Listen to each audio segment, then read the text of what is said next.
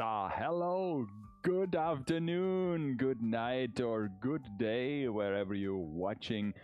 To full time, yet another Friday for me. As you can see on the clock, it's a Friday night, and yeah, I'm once again sitting here in the workshop continuing my diorama for the serial experience lane figure, the pop-up parade L figure. I've got almost at the start of the month, and yet the diorama is still not finished. I want to create a nice street scene with some utility or power poles as a backdrop, and use a real life backdrop like the furthest distance, the horizon, to round things up.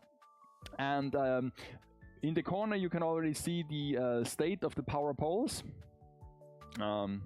Here they are like 6 poles at the moment, in various like states of readiness. So those are just barely the 3D print, and I added the street lamp to it. And this one is already primed in a silver coated color, and those are mainly finished in terms of building. I just have to prime and paint them.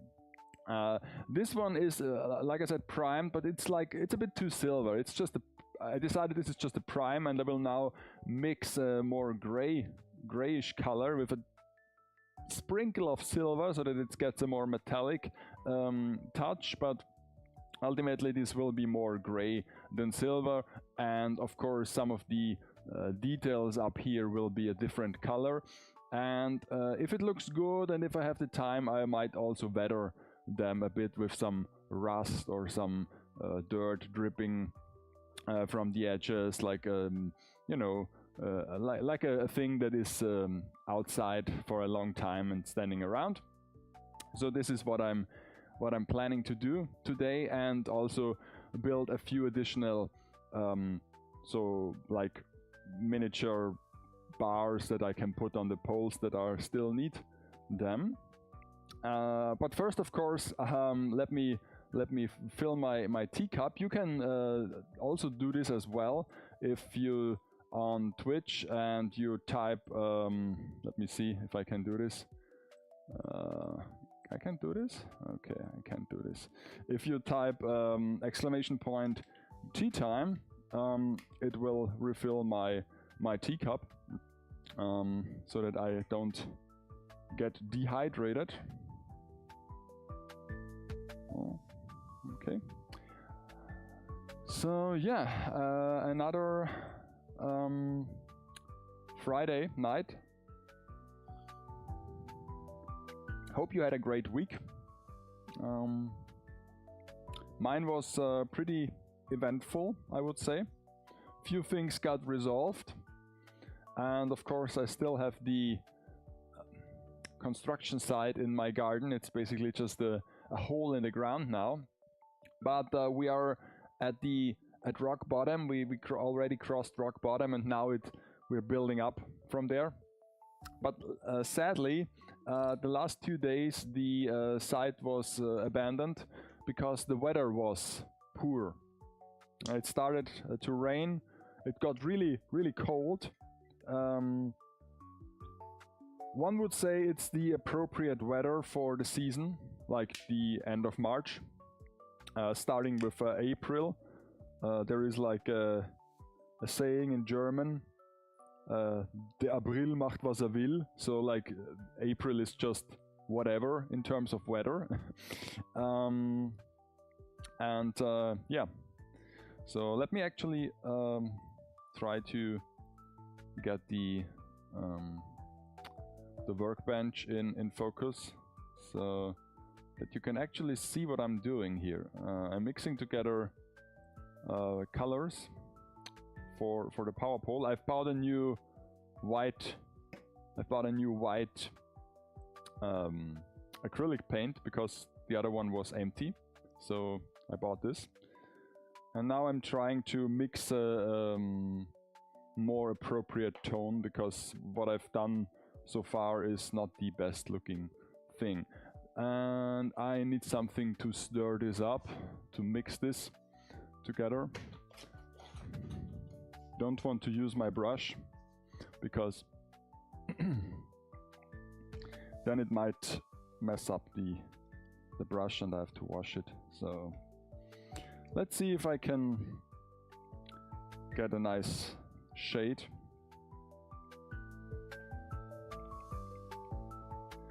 So yeah, the weather wasn't really nice the last couple days, and apparently it stays this way for the foreseeable future. Which is great for you guys, I guess, because this means I can assure some spare time to come to those live streams. But of course, this only increases the project time for the garden, so things might get delayed, and you know, I honestly want to finish this whole project pretty soon. I mean, it hasn't really started yet, to be honest, but I want to finish it already. I don't know if you know this feeling, but yeah.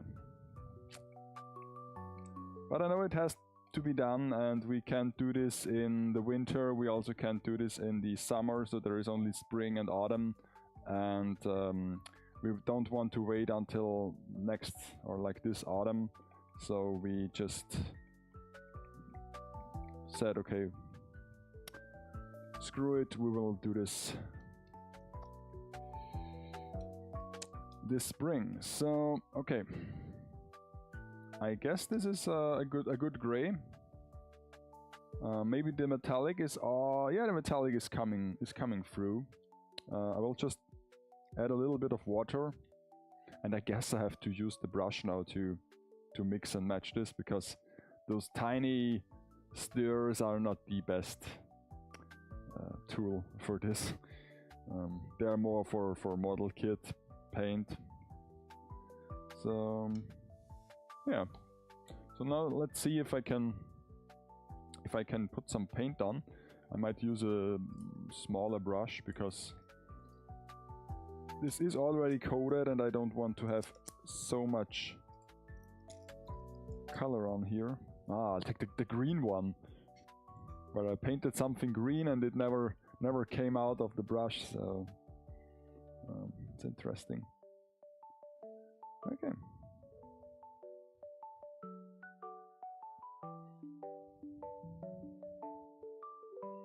Oh, I mean, you can see the difference, I guess, between those two shades.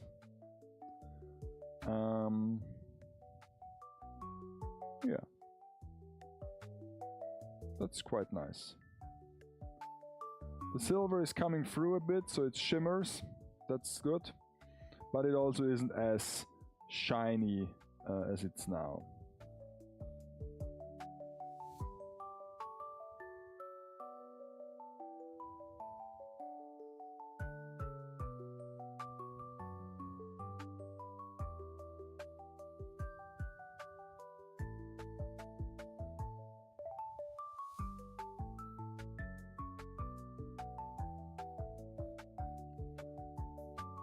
And if some of you might ask why I don't do this with a spray can, well, first of all, it's a thing I can't do all the time, because now that the weather is going much worse, is cold and humid, spray painting outside is not an option right now. Also, if it's dark when I do the streams, I also can't spray paint outside. Spray painting inside is a bit of a messed up thing to do. I just top coated a few parts of Emma the other day, and I was doing it outside the window, outside the basement window. Yeah, there is a window in the basement. Don't ask. And still, one day after, if you touch the surface near the window, it had like white powder on it. So yeah, that's the thing with like spray paint. You just you buy a can of spray paint and you use it on your project, but in reality, most of the filling of the spray paint goes everywhere but the model. So it goes into the air, goes into surfaces nearby, goes into your lungs, but only so few particles stay on the actual model. So I'm not a big spray paint guy. I can understand it if you have like really big surfaces, really big flat surfaces, but a structure like this where it's barely any surface doesn't make any sense to spray paint, in my opinion. Of course, it's fun to do. It's like power washing. Power washing is a fun activity, using a power wash tool, but in all honesty, without scrubbing, without actually laying hands on, it doesn't really do a thing. I mean, it does a thing if you have like this, if you like in the video game, like Power Wash Simulator, if you have like a thing that is covered in dirt, in like heavy dirt or mud, you have like a vehicle that is covered in mud, yeah, of course it will get a bit cleaner if you power wash it. But if you have just a normal car, like when I go to the hand wash station at my gas station and wash my car, usually it looks super nice when it's still wet, but as soon as it dries off, you will still see that there is lots and lots of dust and dirt on the car, and so usually I don't I have to wipe it down. So basically this is just a foreplay. You just wet the car and you know then you have to wipe it off. So yeah, and this is already with the quite good power wash thing that they have at the gas stations. If I do this with my private power wash station I have at home, it's even more unuseful. You can basically just see the lines you power washed. I didn't know why I put this in already. Can I remove this? Yes, because there is a small like pebble in there. You can see this here. There is a small like yellow pebble in there. I've glued into the fixture of the light as a bulb, but of course it gets in the way of painting, and I actually don't need it right now, so I just removed it, and I will glue it back later on. I will of course use a new pebble because this is already got a bit dirt on it, a bit paint, so yeah. But this is like a small detail. I'm not even sure if you will see this in the final picture. So yeah, in terms of final picture, if this set will be ready somewhere in April, of course. If I can continuously work on this every Friday at least, and maybe sometimes during the week, this will be ready somewhere in April. So I have to find a location where to shoot the picture outside. And then hopefully it's a nice weather. It at least the right weather. I don't need a nice weather because it's a Lane photo, and if you watch the series Lane, this doesn't particularly look nice outside, wherever this is like located. I guess it's somewhere in Japan. Maybe even is it Tokyo? Is Lane like is it more like more countryside? I don't know, or is it just some suburban Tokyo district?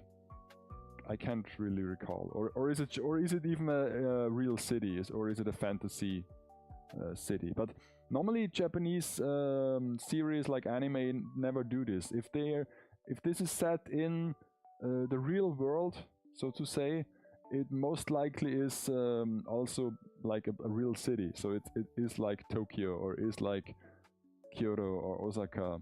It never is like just like in The Simpsons, where it says it's in Springfield, but it's clearly a made-up town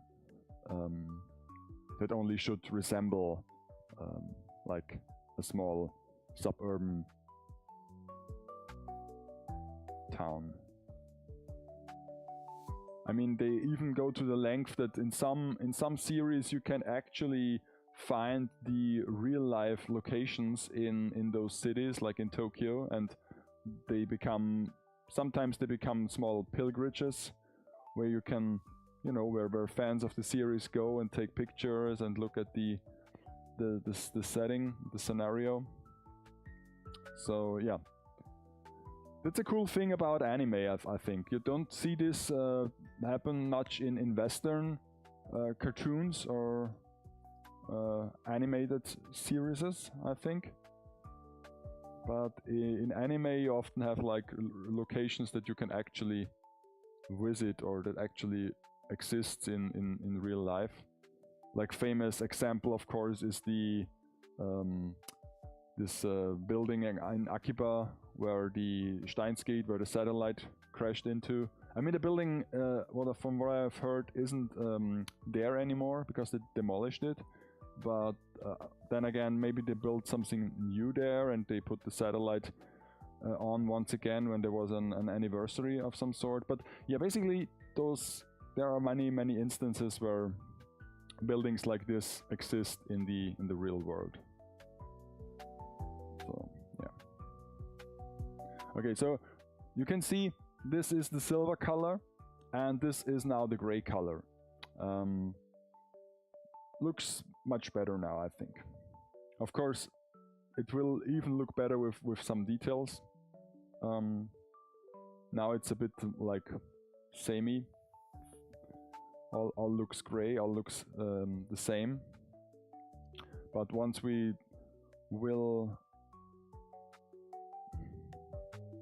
include those details, like a bit of rust and contrast colors, this might even look better. I also ordered some rubber hoses, like really thin rubber hoses, and hopefully I can use them as power lines between those poles. Because this has to be like a cable, but a cable that is like soft, that actually hangs in a nice bow and a nice curve, and is not like because if you use like a normal cable, a wire, then it might not bend as nicely as I want to. First I was thinking like the cables of those cheap earbuds, but then I tried to buy them, and apparently they are quite hard to get. So like normal earbuds that you get with a knockoff MP3 player or a knockoff iPhone, not so easy to come by, like in a bulk setting, because one of those headphones might have a cable like 60, 70, 80 centimeter, and so I would need a bunch of them. And I did not find proper listing that was reasonable priced, because basically I would destroy those headphones and just use the cables. So I bought this rubber wire. I guess it's like an insulation for electrical workings. German word, the Schrumpfschlauch, where you can basically isolate a copper wire that you solder together. And if this doesn't work, I can still send it back or even just use it for other things. Wasn't that expensive.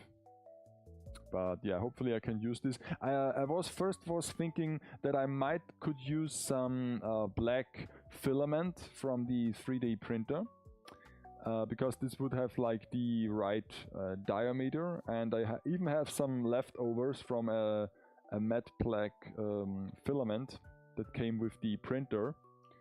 But I tried this and it's just too bent, and it wants to snap back into like a rolled up form.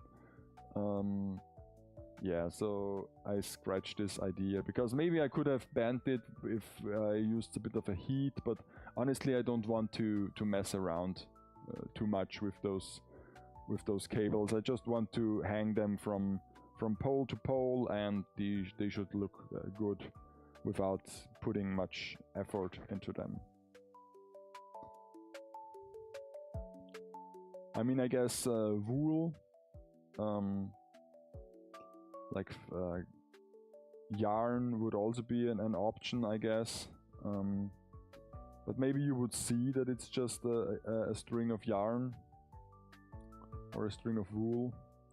So I'm not sure if this would be advisable. So yeah.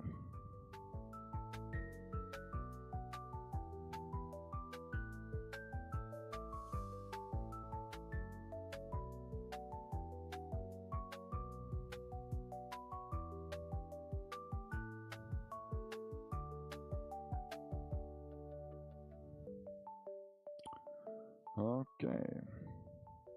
Yeah, so it's painting again, huh? The other day I was just working on Emma so that she gets finally finished. I guess I can present her on Monday if I can stream. At least the base Emma.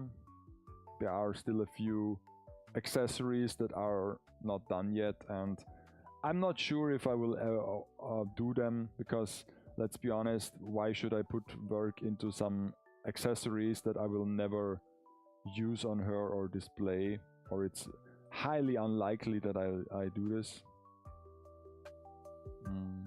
So I might not even paint them or finish them, but I have to see. But from what I can tell, it's not perfect. Of course it's not, because it's my second time I've ever built and painted such a like model kit, such a girl Bishocho plastic model kit. But it looks better than it was without the paint, so I'm quite happy with the result. And I know that some areas I can improve the next time, and when I worked with those new colors, I also noticed that from time to time I got better in handling them. So yeah, it's a bit of a steep learning curve, but you make small steps and learn something new each time you work with them, and eventually you will get to a level that is acceptable, at least for my personal standards.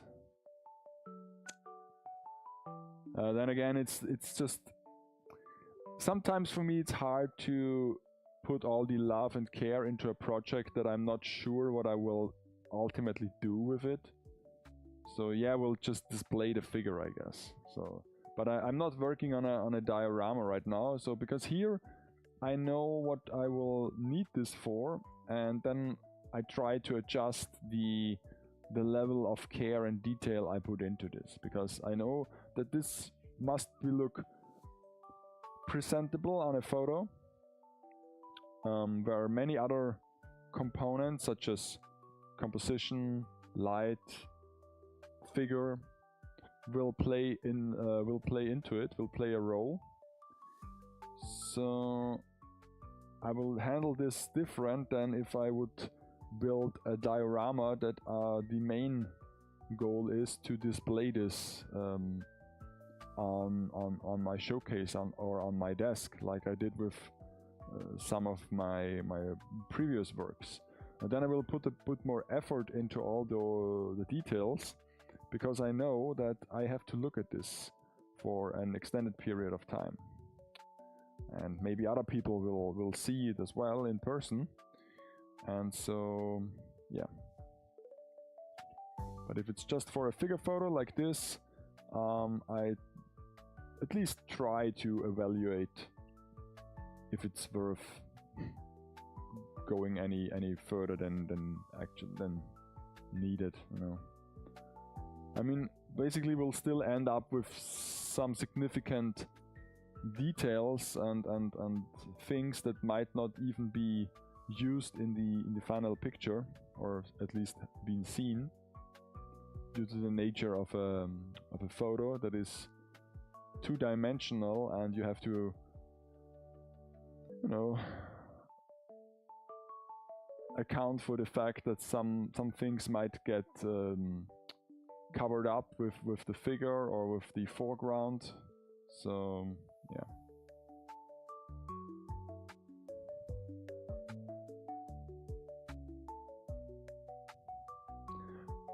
The worst part for painting such like complicated structures is that you always miss a part.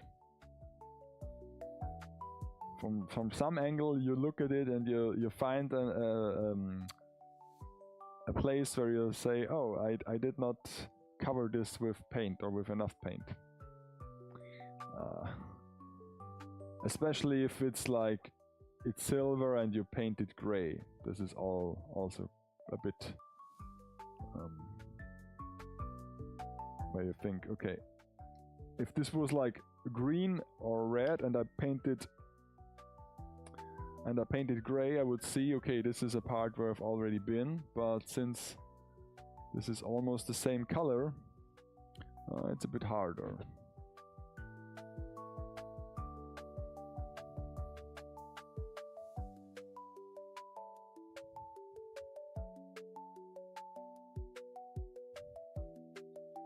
Of course, this is not the cleanest paint job, because the surface is quite rough, mostly due to all the glue and also due to the silver structure color that I put on before. But then again, a power pole like this also might be not the smoothest surface you ever come across. So I guess it checks out. Let me just pull you up a bit that you can see the top of the pole.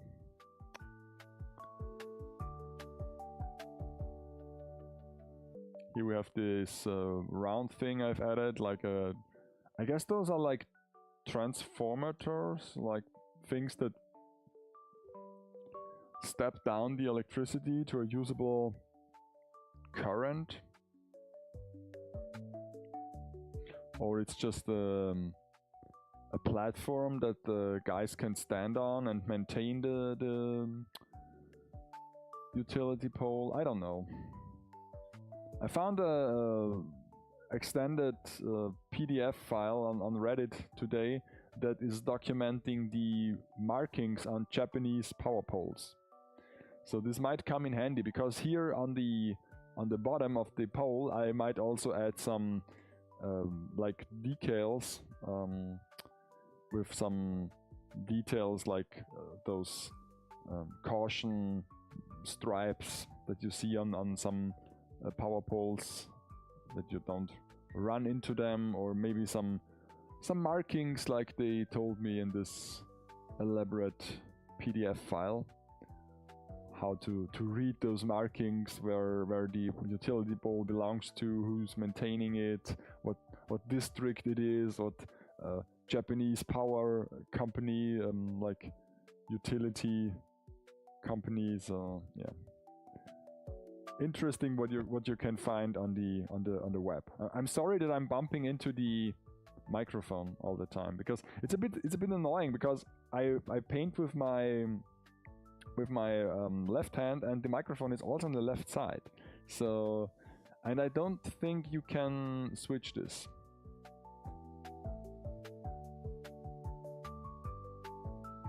So, I mean, the microphone is not part of the headset. You have to, those are two separate things. The headset is just so that I can listen to this wonderful bubbly music you're also listening to. Before I started the stream, OBS made an update today, and now this has like proper vertical audio mixer gauges, like those bouncy things that go up and down. on a soundboard, because formerly they only have like horizontal lines, and I always find them a bit weird. I mean, at least mine had. I guess this is the default setting. I'm sure there are many plugins and things you can customize your OBS that you have those bars. But now they made an update, and now my audio mixer has the same graphic elements that almost every other program that processes audio has. So yeah, neat. and the one you would say an update never fixes a thing or makes things worse. I mean, it's always kind of a gamble to make an update before you want to go to stream. It's also a bit annoying, of course. I got this monitor or like TV upstairs for the studio for monitoring my my live view from the cameras, basically. And as soon as you turn on this new TV and want to start getting all the settings done, and basically I want to just like connect it to an HDMI port and have the PC running. As soon as you want to do this, it basically tells you, hey, there is an update, update me, and it's so annoying. But I guess it's the same thing with every device and with every part of software. You have to buy it and install it, and the first thing you do is like doing updates. And of course it's especially bad. I always hated updates when I'm playing video games, especially like those like live service games or gacha games, because if you are not like a very hardcore player that plays it every day and several hours a day, then it's then you won't notice it that much. But if you are like me and maybe play it only once a week, you could be certain that as soon as you boot the game, there will be an update. So you won't jump right into the game, you will basically just spend a couple minutes doing an update. And yeah. And since most of the time you have to really push me towards a video game, like you have to push a small child to eat their vegetables, it's kind of the same thing. When I see those updates and when I have to do them, and then most of the time my enthusiasm is already in the shitter, you know, because I wasn't really thrilled to spend time with sitting in front of a console or a PC and play some video games, but then I have to wait, and this kills the remaining rest of my enthusiasm. So yeah, it was always a bit annoying that there are so many updates nowadays to any piece of software, and some of them are more pronounced than others for updates.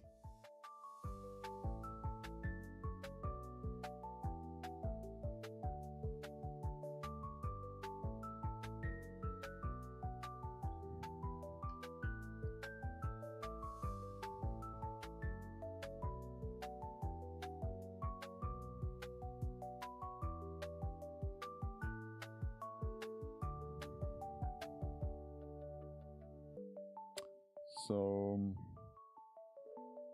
this weekend I will also try to finish my short video this month in figures, where normally I would tell you what I did during the past month in the hobby, but since in March I really don't have anything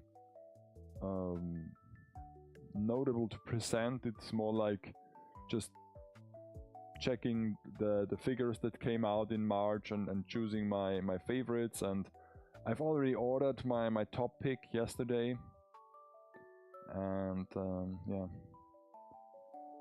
so more figure backlog. I really I mean I just started this whole thing where I just pick my top figure of the month and order them, and I already regret it because of course I want to film it, at least make a review, and I will receive the figure in a few weeks because they are already released at this point, so it doesn't take long, and I will receive them, and then will be a brief moment of joy, and then I will just take the box and put it in the showcase, so the figure with the box, and let it sit there until I have time to unbox her and film at least the B-roll. So yeah.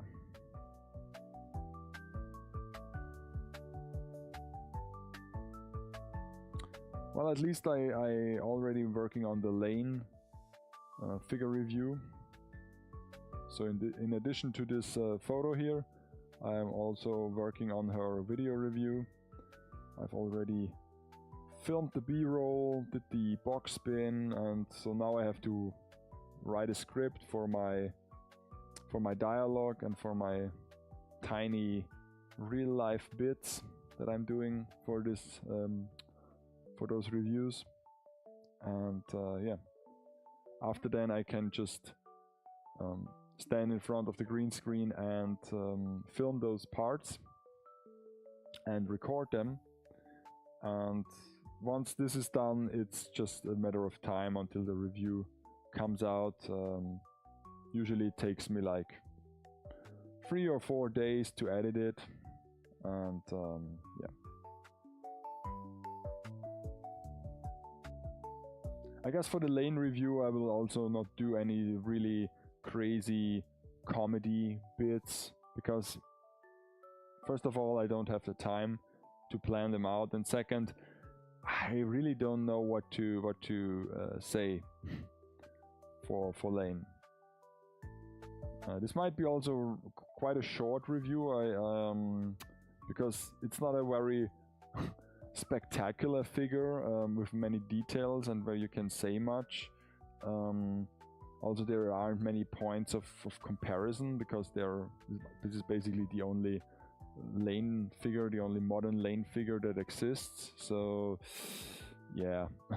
But I want to make a review, you know. I want to milk this figure that I basically just ordered for a friend of mine, so that he can have her after all is said and done.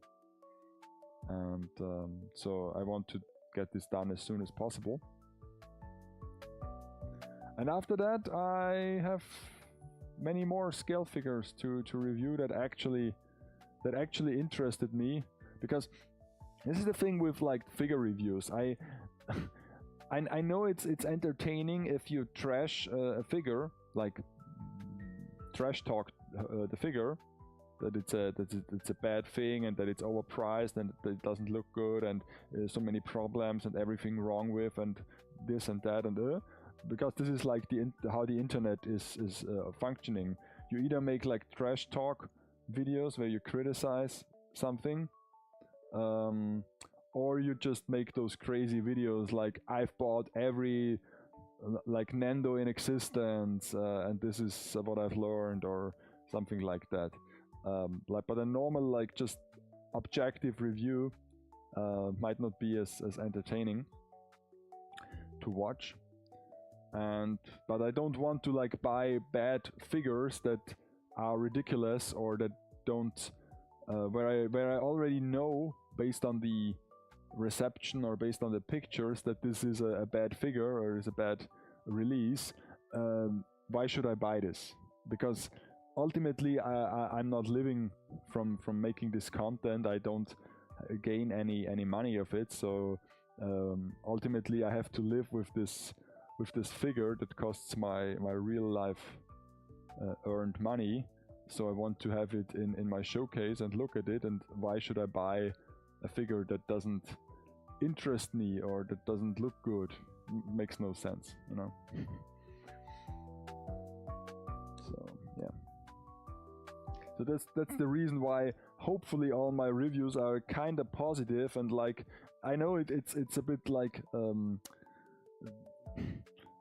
boring if I say, oh, this is such a nice figure and look at this, how perfect it's sculpted, and the paint job is so good and flawless and this and that, and would be much more entertaining if I say, oh, this is the worst figure I ever bought and this looks horrible and I can't believe that I spent this amount of money and the manufacturer should be ashamed that they put out such a garbage. Yeah, this would be, of course, more entertaining to watch, but yeah, if it would be true, if I'm not over exaggerated, then, you know, I would be a pretty big fool to buy figures that I actually don't like just so that I can give them a bad review.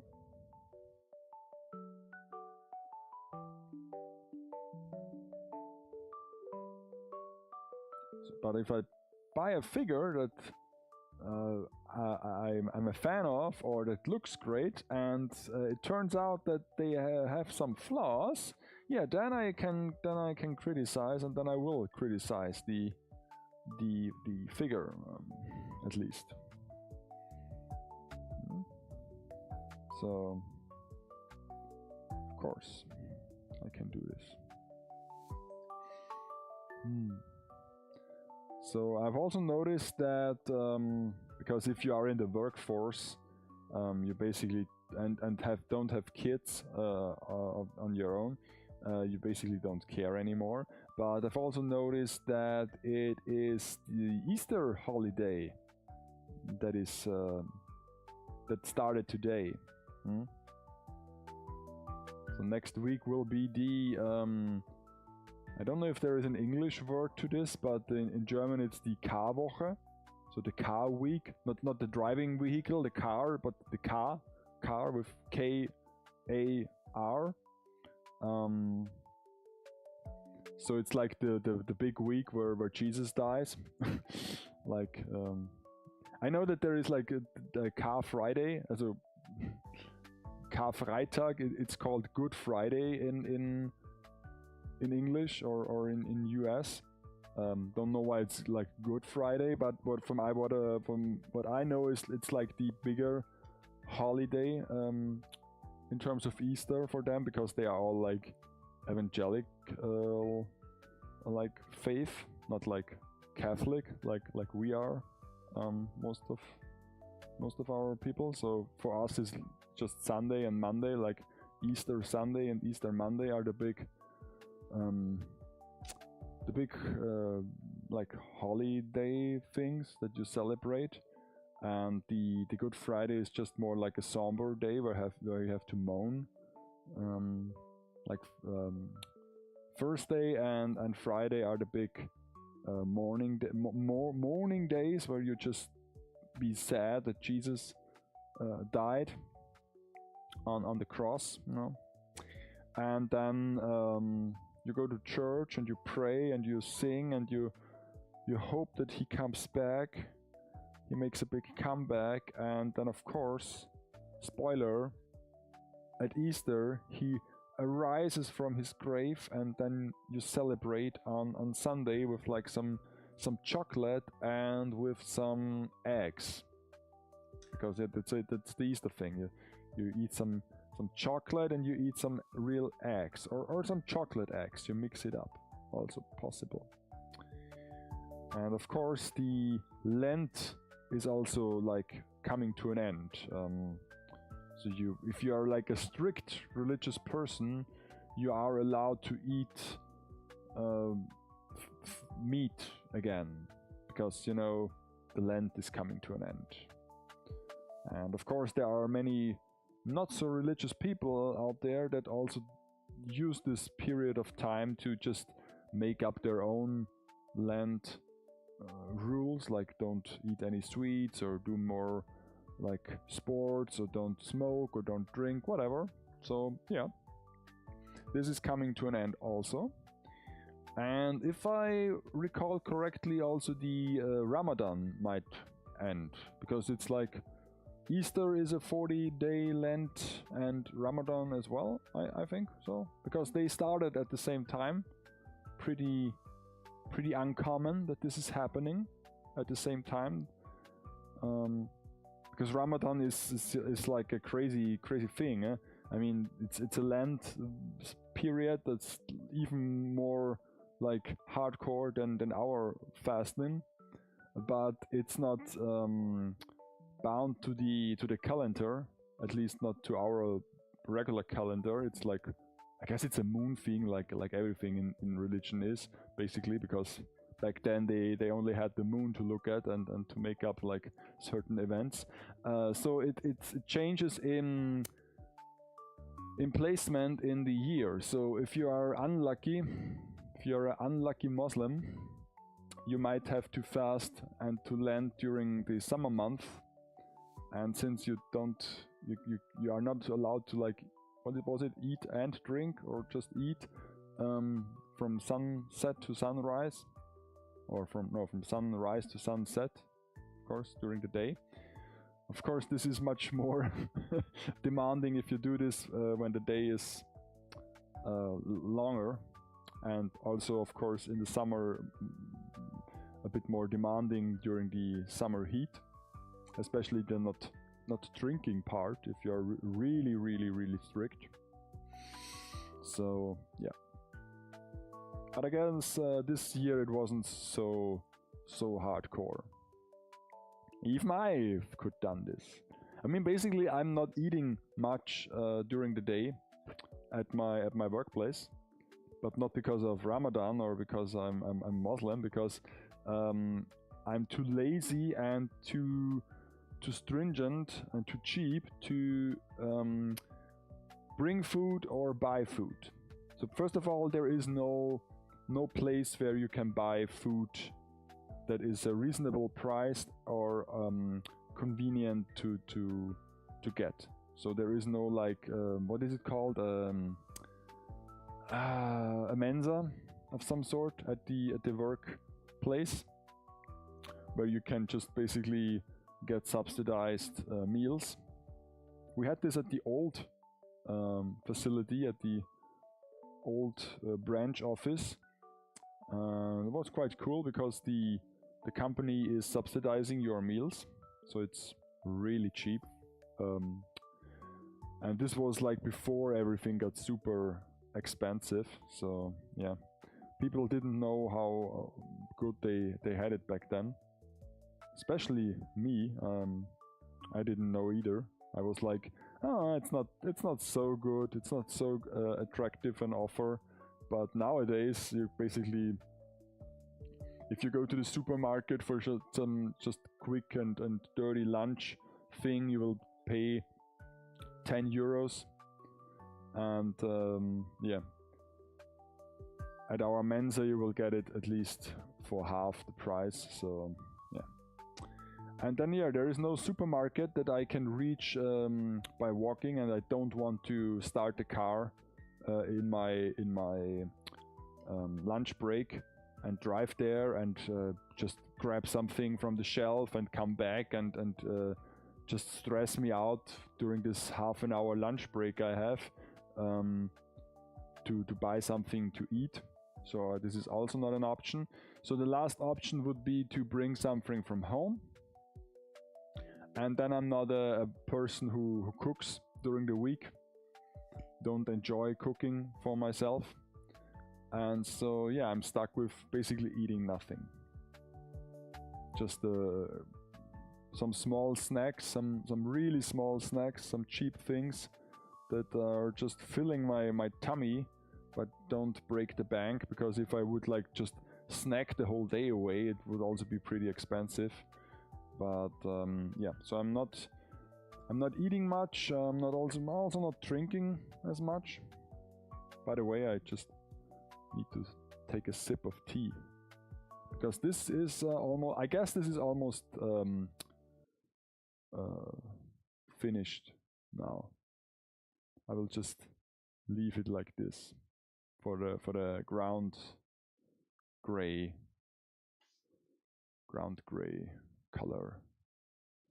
So what's with the sound now? Where is the background music going? Just blipped out. Just let me. Okay. Don't know why there is no autoplay on, but yeah. Okay. So now we have music again. Hooray! This is was like 1 hour of music. It's crazy how fast this 1 hour went by. I have to paint the bottom as well. But I guess I can't because I have to hold this somewhere. So I will just put it over there and let it dry so that I can paint the bottom as well.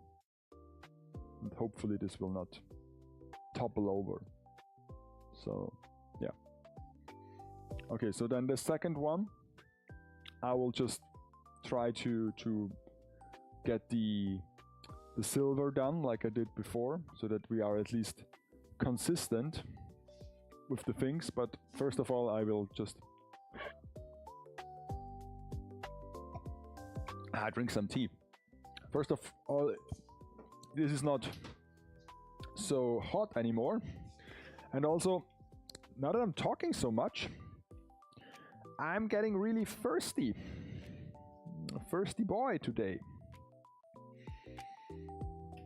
Okay.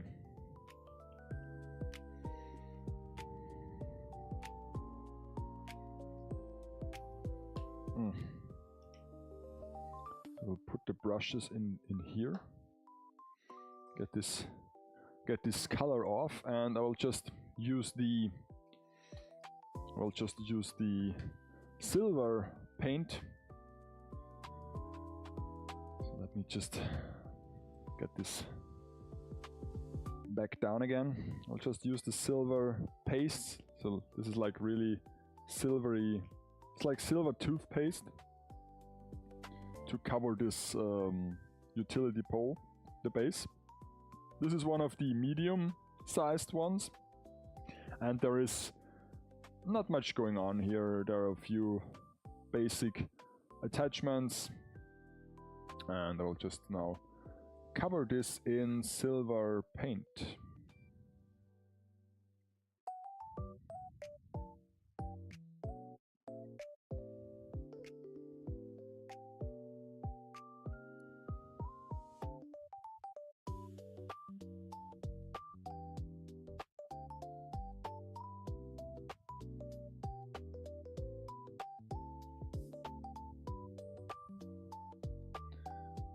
The good thing is with this structure paste, it is drying really fast. So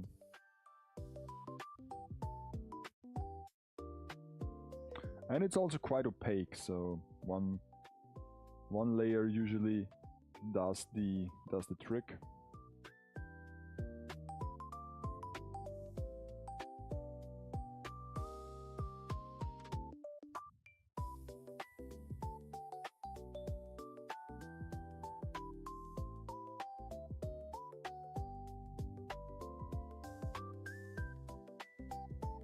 I guess I also have to cut out some of those ribbons, a bunch of them today, because the big one doesn't have them and the small ones either, so more laser cutting will ensue shortly. So it's getting a bit loud in here. I also cut out those street lamps with the laser cutter, the base stem here, so that they are consistent, and glued it together and glued it on. And the dish is a noodle cup from a dollhouse thing that I'm now painting silver.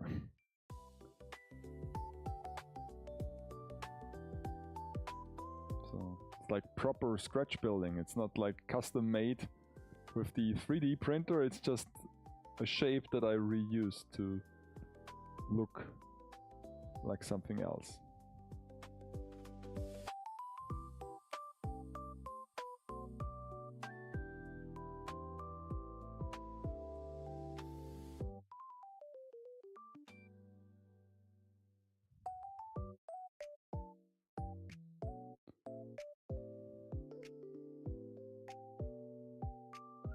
So yeah, so this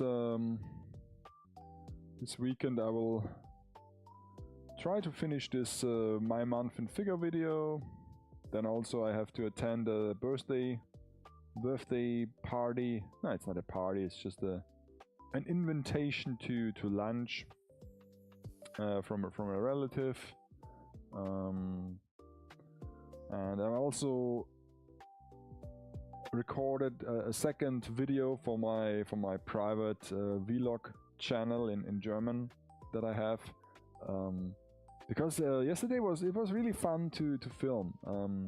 I got to try out the new studio TV that I have, so that I can now actually see what I'm recording and could make some adjustments on the fly. So this is very useful. And yeah, I'm also now quite happy with the studio workflow, to be honest. It took me a bit to get used to it and to set everything up, but now the studio workflow is what I've had in mind, where I can just basically record, and the sound is now okay, the sound is now good. I figured out why the sound was messed up for almost half a year. Didn't figure out what was the fault, but now I know what to blame, so I got rid of that. And I also managed to get in the sound delay, because the camera and the sound is recorded separately in the studio, and they had a small like offset, so I fixed that as well. And now the results are almost presentable.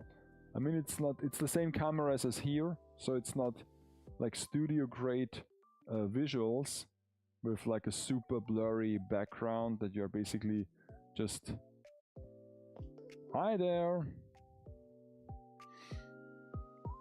welcome to the stream.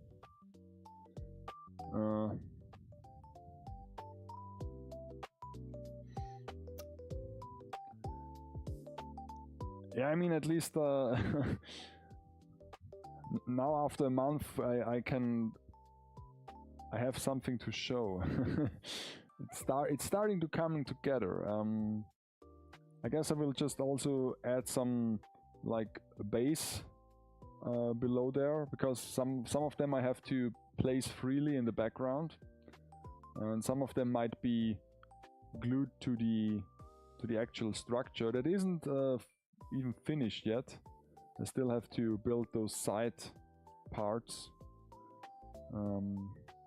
Also have to buy some plastic plants that I can use as bushes on the side.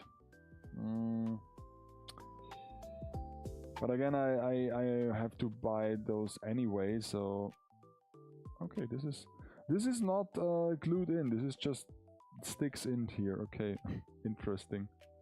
I mean, if I cover this with paint, it will eventually glue together because of all the adhesiveness of the acrylic paint.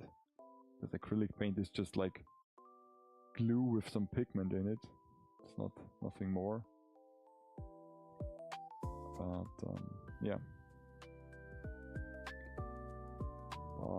I might read into this document I found online with the markings of a power pole, and maybe print out some signs to put on the bottom that are actually like true to real life markings on a power pole, on a Japanese power pole. But then again, who knows if you actually will see them in the final picture and if they are like essential. Because once again, the figure itself is not very ornate. It's just like very basic, doesn't have much details. First of all, because of the character design itself, and then of course because of the nature of the figure. It's just a pop-up parade figure, it's nothing too fancy. So, and those two things work together, and so you will receive a pretty bland figure. And if the surroundings are too detailed, this might clash a bit. Getting those.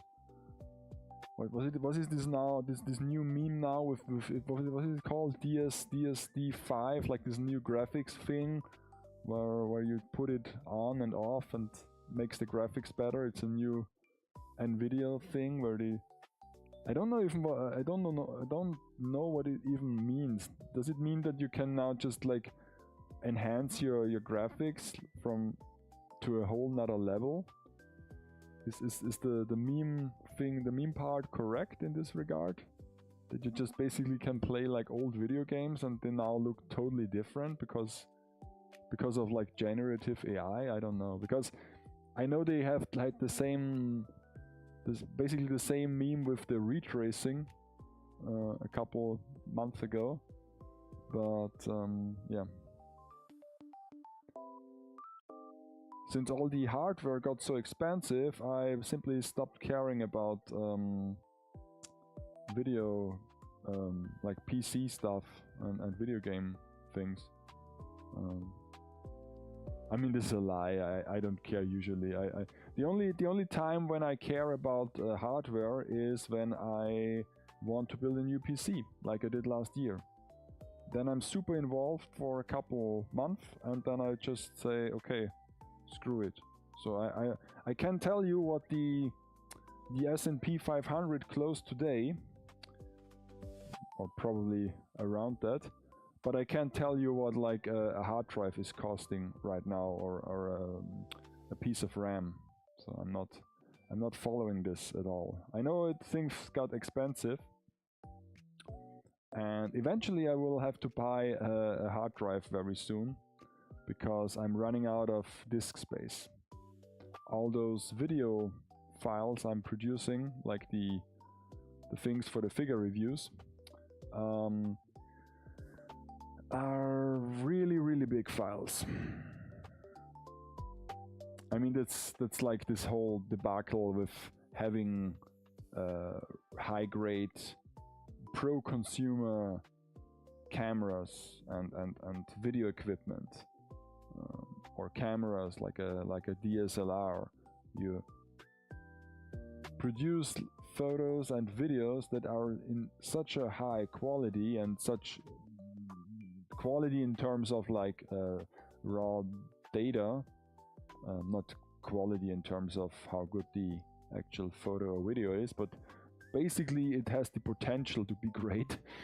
So it has lots and lots of data, and then you just like cut it and put it onto a platform like YouTube or Instagram that is heavily compressing your video, or you have to compromise it, and so yeah, you start with this really big chunk of data, and you basically just narrow it down to something really small.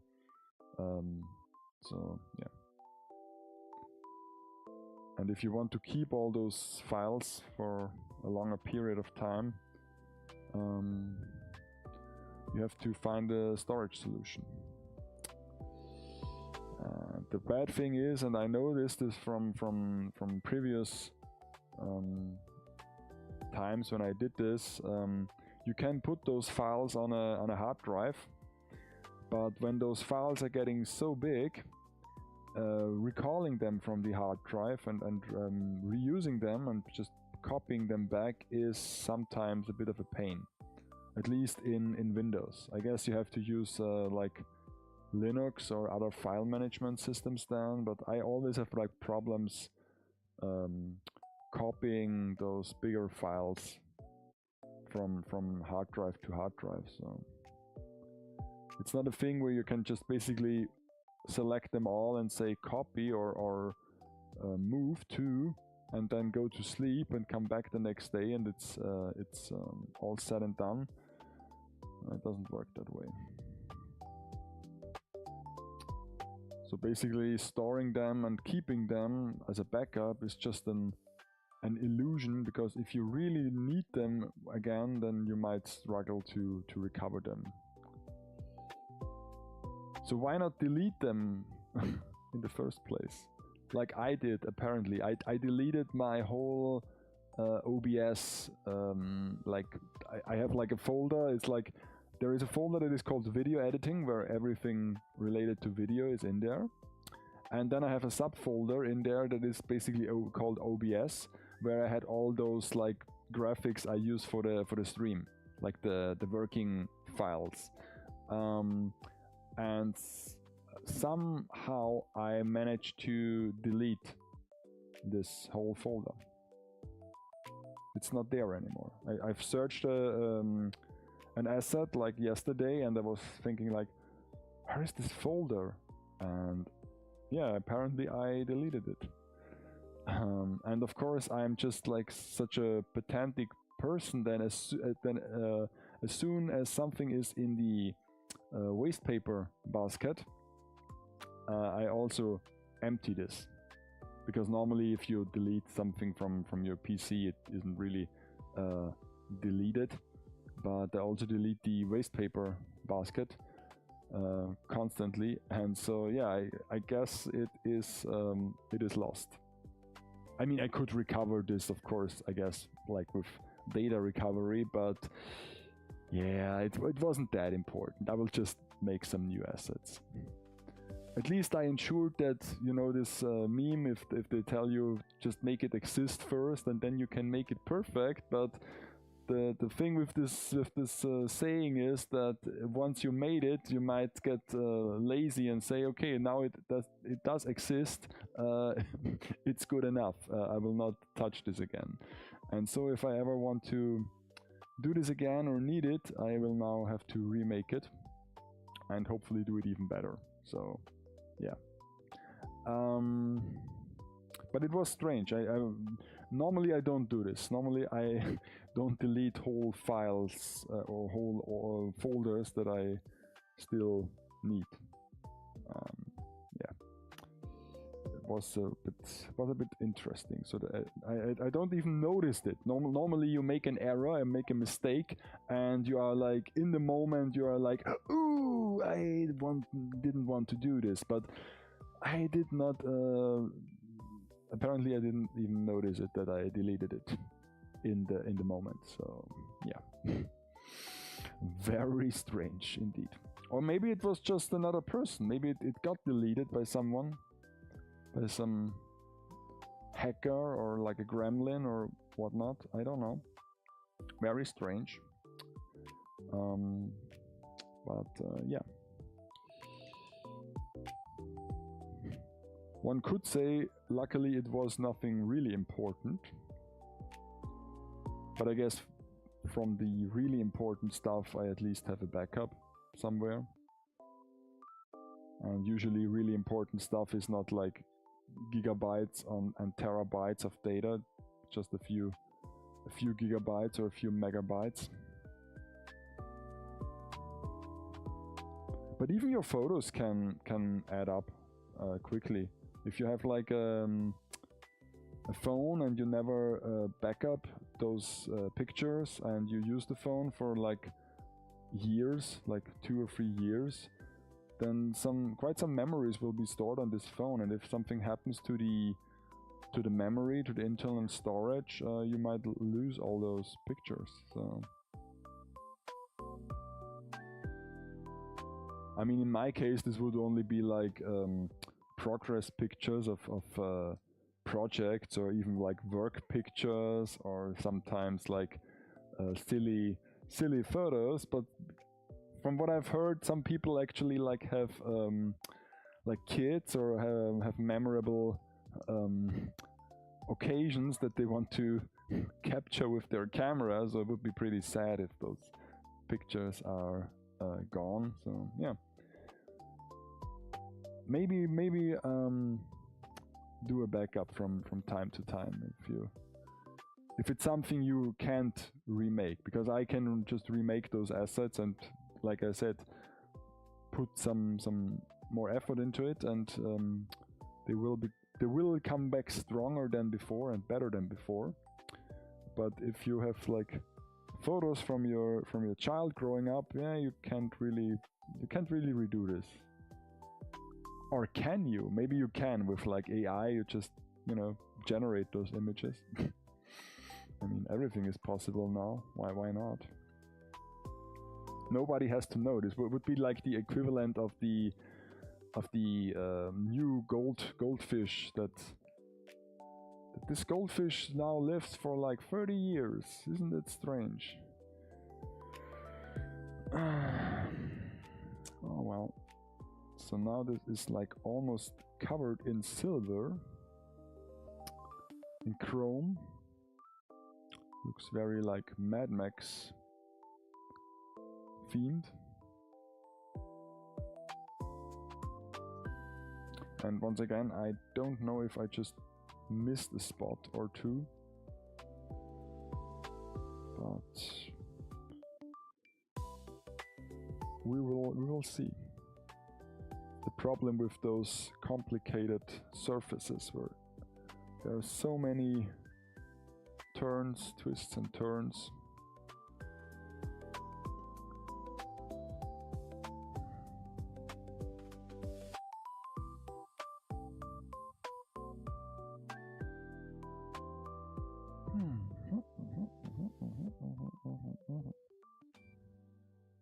I'm so happy that I put in those nails. They look really good. Almost missed those.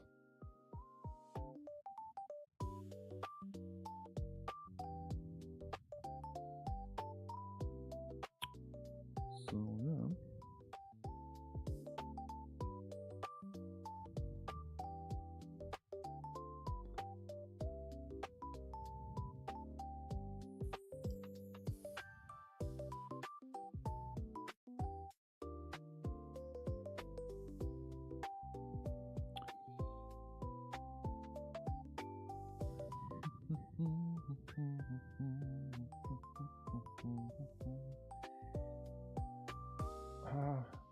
My face is itching. It's so annoying.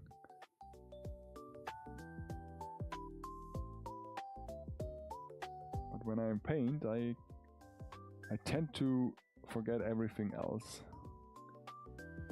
It also happens from time to time that when I sit here and I'm in the zone and I'm listening to some video, and of course eventually the video will come to an end, and if you have YouTube on an autoplay, it will just randomly start with another video, and most of the time it starts with a video that I've already watched. And yeah, but I'm sitting here and I don't want to break my run and to break my attention away, so I just let it play. And so sometimes I'm listening to the same video like twice, couple times, and so yeah.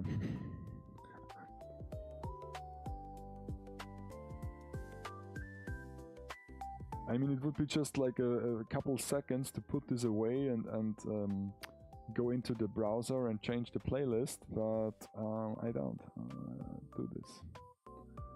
I will just endure the thing that I've already watched and already listened to.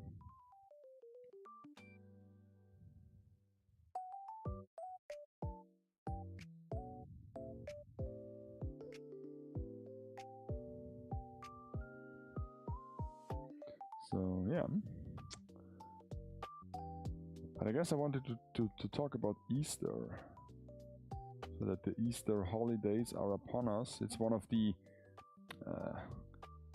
heaviest travel weekends or weeks, because it's Easter is like a quite unique holiday in that regard, because it's a short period. It's just 1 week, the official Easter holiday, where the kids also have like no school. So if you want to go on a vacation basically with your car, you have to do it in this week where everyone has a week off. And since this is a religious thing, it's also not what is it called, like in groups, because there are other holidays, like it's like spring break, or the Austrian version of spring break. That's just Energieferien, where they made this like little trick that they grouped together a bunch of districts and a bunch of states and said, okay, you are first, then you're second, and then you're third. So this is like 1 week of holiday that the school kids got, and depending on where you live, you are either in the first group, in the second group, or in the third group.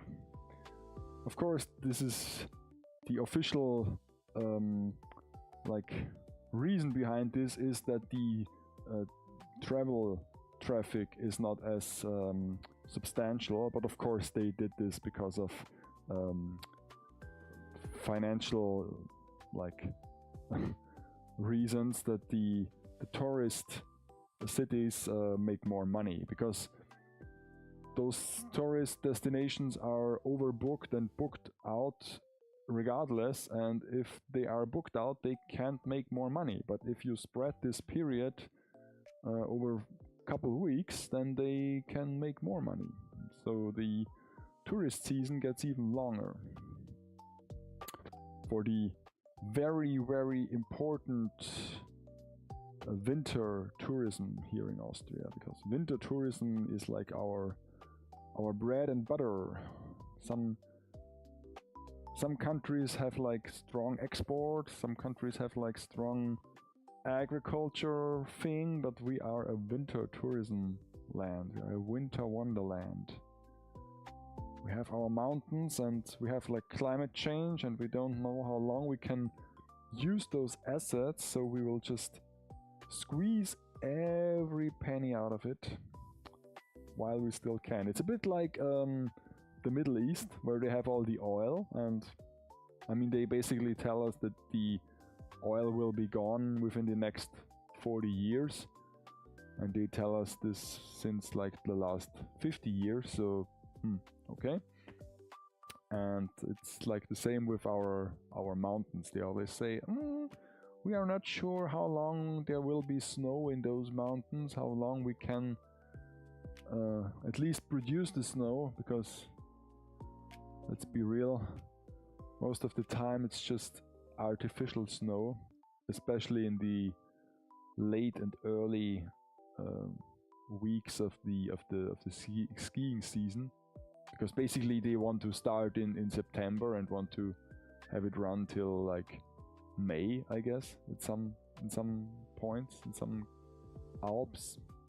So yeah, okay, so this, I guess this is, everything is silver now. We can now look at the differences between like the silver and the gray one. So this is silver here, silver, silver, this is gray, gray, gray, gray. So there is a difference, even on the small monitor. Let me check this, you know. So silver, silver, gray, gray. So there's a difference. What's better? Well, I don't know.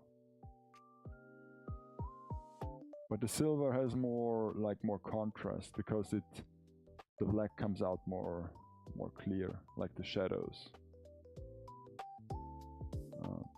And now we can like already imagine how the cables might look like. Do I have like a black cable here lying around?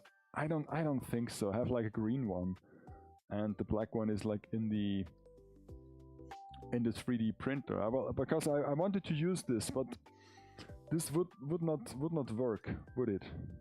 Because, you know, this is like the filament, and it does this all the time. So you can't really bend this. If you bend this, it want to make this. But yeah, would like this, but in black. Actually, the thickness of the filament would be quite nice to have it on those like things I printed out. This one is a bit loosey-goosey. I will just rip it off and reattach it with some hot glue. Just turn on the hot glue thing. And I will just lay this over here. Maybe now we'll all just start the cutter as well to cut things out. And I will preserve this this paste. Can I just... No, I will just close this up, and then I will just print another one. But first, of course, let's refill the teacup. That's a good thing about the green tea. It tastes delicious even if it's cold. Okay, so let me get the cutter ready, because I need those rigid things, and I need the right material, and this time I will just glue it together or tape it together. There is one, and there has to be another one. Or yes, there is one. There is one. Okay. I was jokingly noting that I can do the going into the basement thing here in the workshop, but then I have to put off the tracking like so, and then I can just, you know, get this into a wide angle, and I can now do I'm going into the basement, or in the second layer of the basement, like doing this.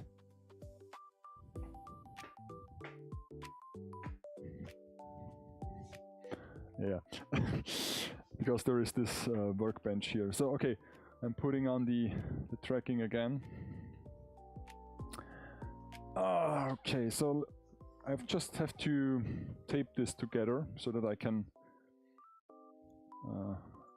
But first, I can reattach this little thing.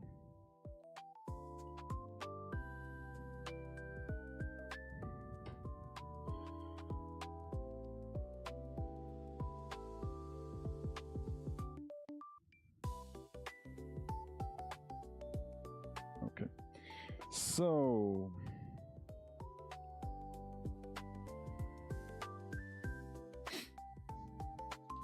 okay, let's tape this together so that we can cut through it.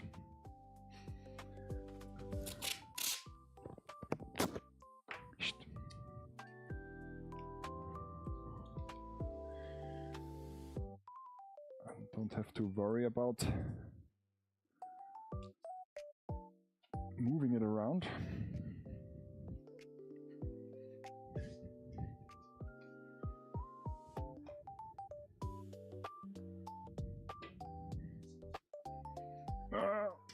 We're putting on the air filter and throwing out the spiders in here. Just killed the spider and drop my sensor. Oh no, I dropped the sensor. Where is the sensor? There is the sensor. The temperature sensor. So we'll just open the window a bit. Okay, this runs. And okay. Let's see. Where is the program? Can I show you the program? Can I show you the program? I can show you the program. Or can I?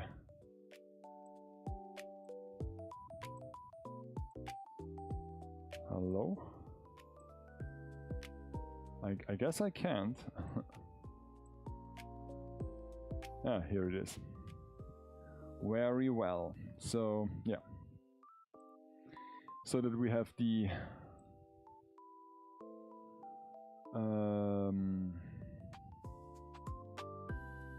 here is the file we printed last time,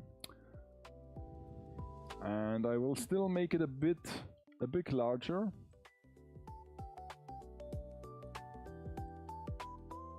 Because it's also the large utility pole.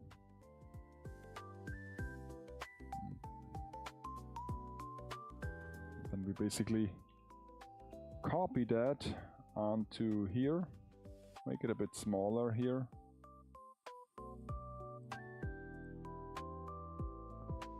Okay. So this might take some time to print. But yeah, let me show this a bit better. So we can try to print this now.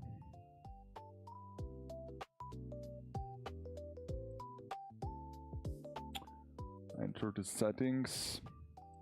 Did the settings change? No, the settings did not change.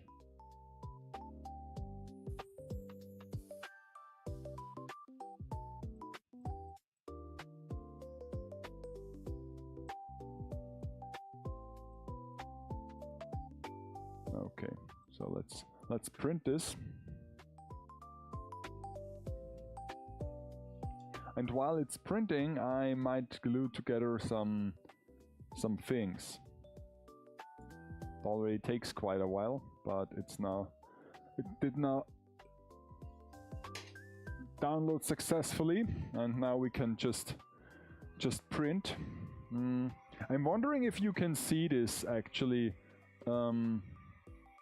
If I turn off the tracking, can I just film the laser thingy? I guess I can't. The angle is too. I mean, I can just move the camera around. I mean, why not? I'll just, you know, I can move the camera. And do this. So now you can see the process. Isn't that involved? Wow. And I can just, so that you don't have to be afraid, you can still see me, and we can just try to get this a bit more in focus here. I only can zoom out, I cannot really, but soon you will see it. I guess I can just put this on a little pedestal.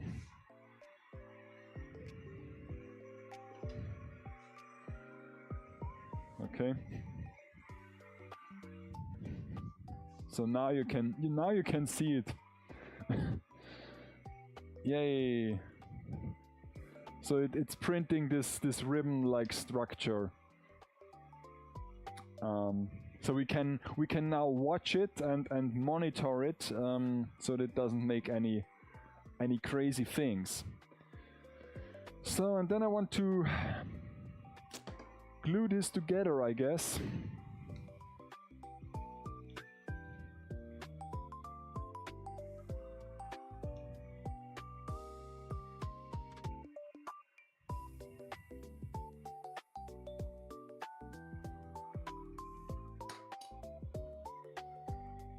Glue is stuck.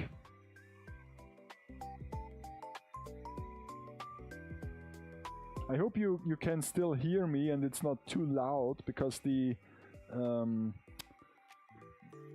fan of the cutting of the laser cutter is pretty loud, so I'm trying to speak a bit louder, and maybe it's not necessary. So it might come across that I'm yelling, but it's because it's really loud in here and I don't want to, no. I feel the need to overpower this blowing noise.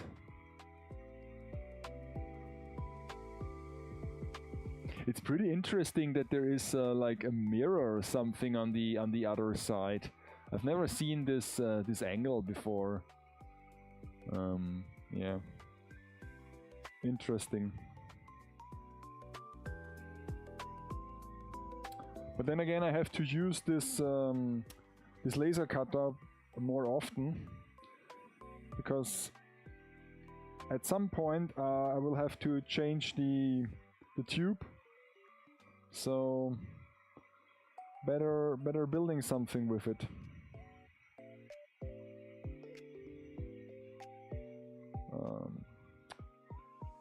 Okay.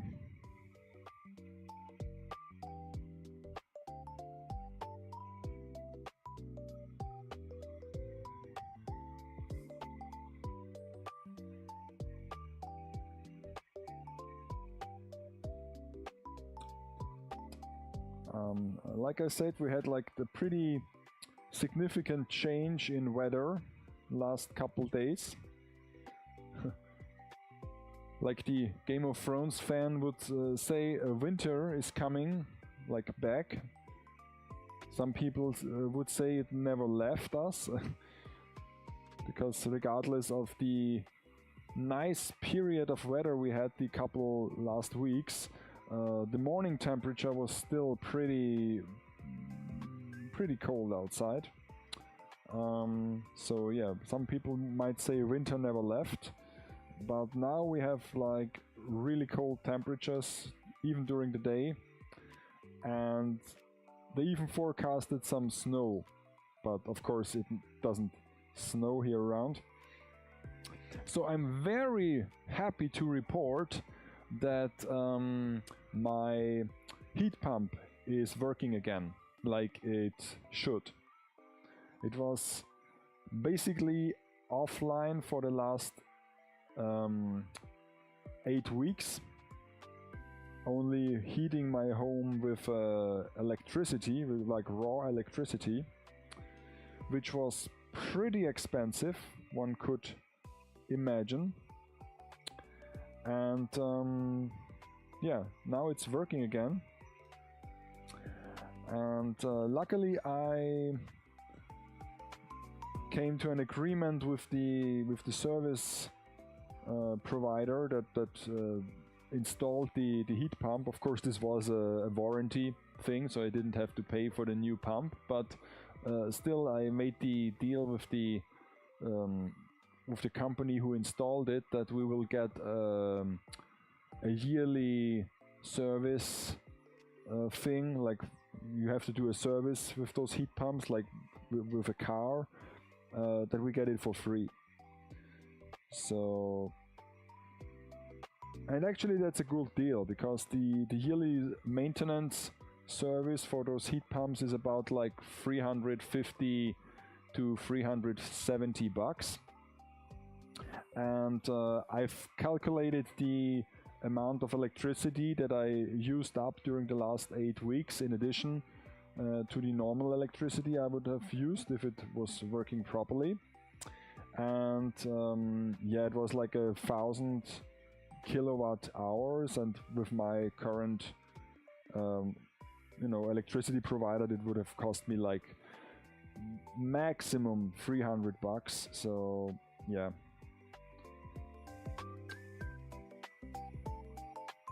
But then again, I hope that this new unit will last longer than the old one did, because we still don't know why exactly it got faulty in the first place. Because if it's a thing where we just basically remove the symptoms but not the cause of the malfunctioning, who can say if the new unit will break in the exact same amount of time? Like, if I have this, I guess we have to wait and see. If I have the exact same problem that I had now, next year or in like 15 months, we might have to look into this.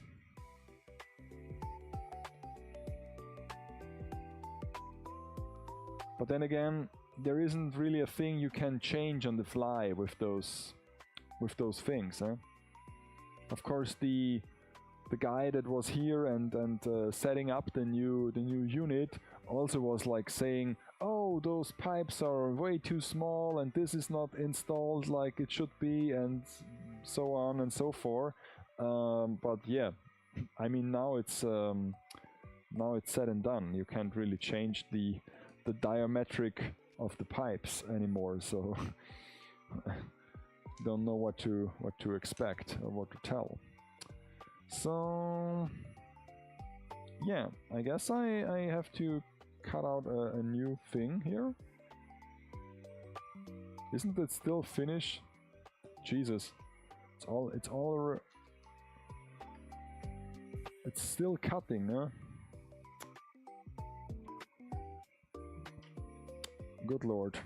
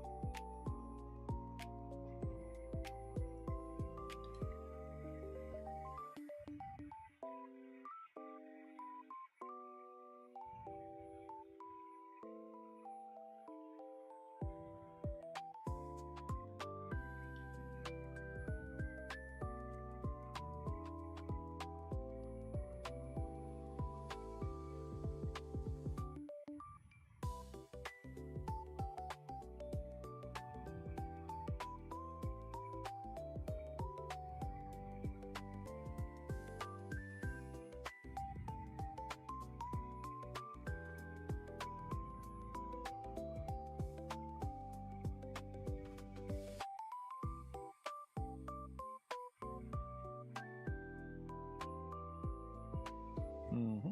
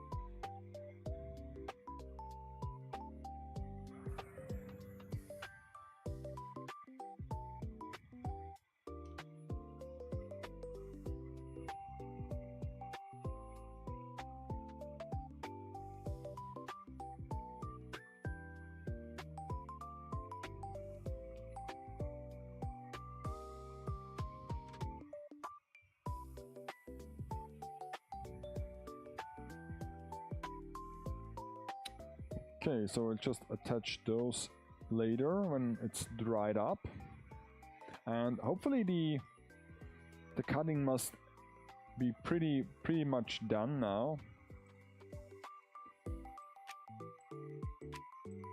Let me see. 5 minutes to go? Really? Still 5 minutes? Oh well. Then I guess it's time for another tea time. If we still have 5 minutes. Because I want to glue those stripes to the pole already. Before I start with a new one.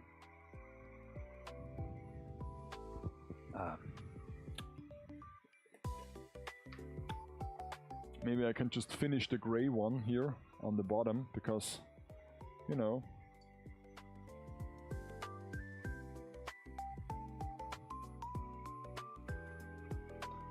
I wasn't able to do this because I had to hold it.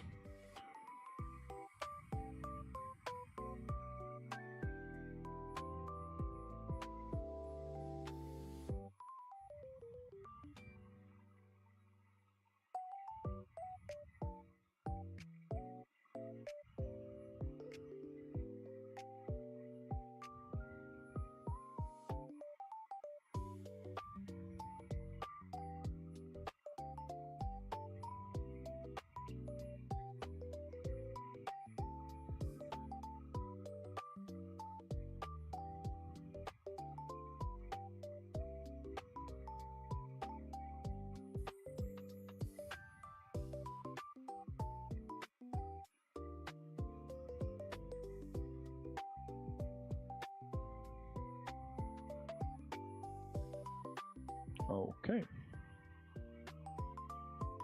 So now the top is also covered in paint. I will let this rest here.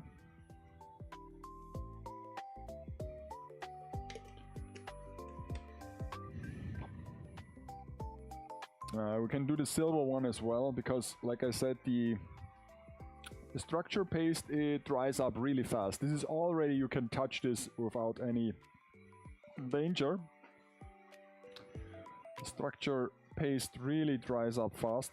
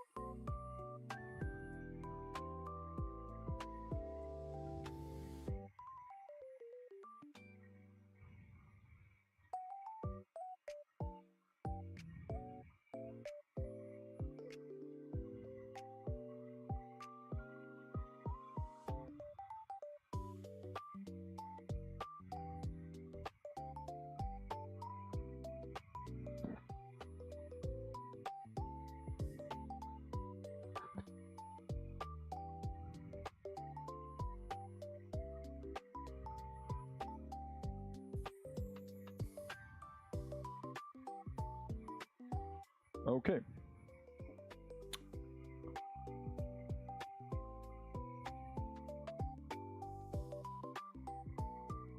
Oh, shoot.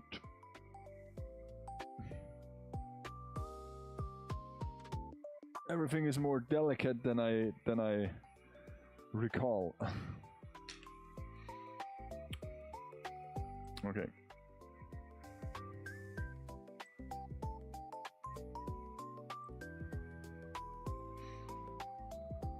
So let me just remove the spam, and then I can check 1 minute to go. So now that we are making longer prints, this time is actually quite accurate. If you make short prints, it's just like whatever. But if we're making now long prints, it's pretty accurate. But I guess you've get the point of the cutter. So I will just put the camera back then. But first, let me just cut this open so that I can stick in the other bit of the cardboard, make it a more complex structure.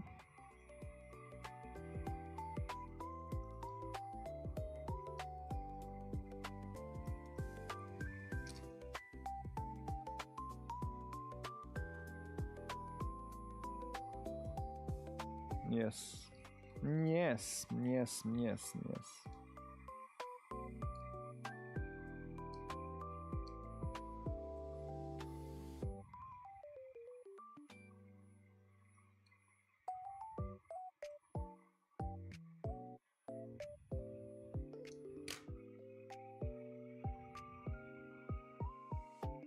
So second part as well.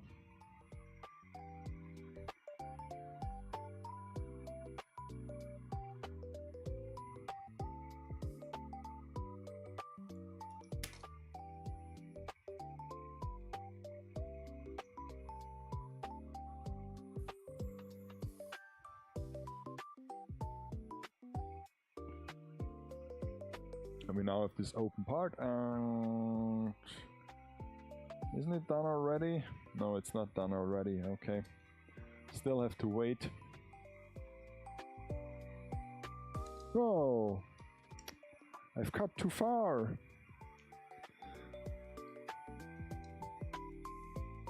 No, I've got too far.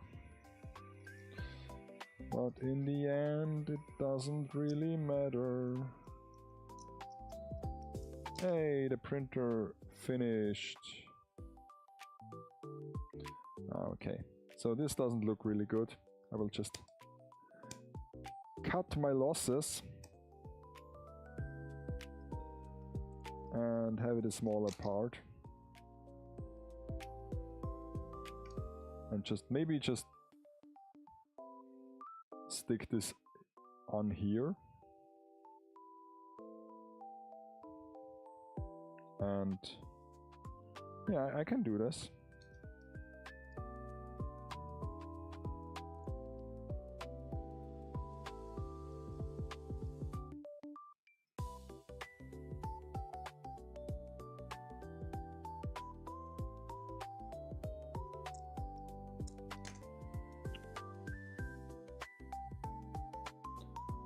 Stick this in here, stick this in here, and then, yeah, basically, just cut it in half. Where is the glue? Where is the glue? Where is the beef? Okay. Get this in here. And then the other thing. I need those small bits. Where are they? Here they are. Small plastic spools that I printed. They are coming now in handy.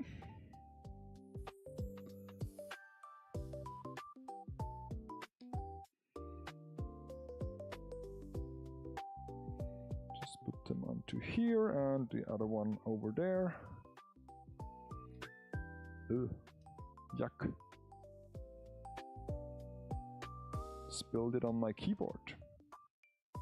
I'm so lucky that I can now do this here in the basement and don't have to worry as much about like spillage or dust or any grime that got on the equipment, because it's basically just old equipment and purpose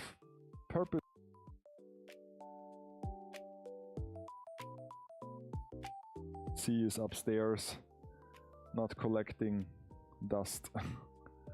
But I guess this is a bit too small. So I have to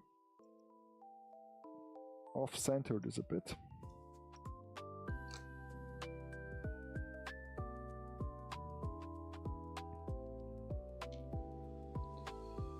Might even look better if I do this like this. Because everything you add looks a bit more technical and therefore more interesting. But of course it's also more work then. You know? Every piece of cardboard you put on, you have to cut, you have to measure, you have to basically think about it. So every piece that goes here makes it a bit more complicated and a bit more time consuming. And I should not press my mouse so carelessly, because wouldn't it be a shame if I accidentally ended the stream and I didn't even know this?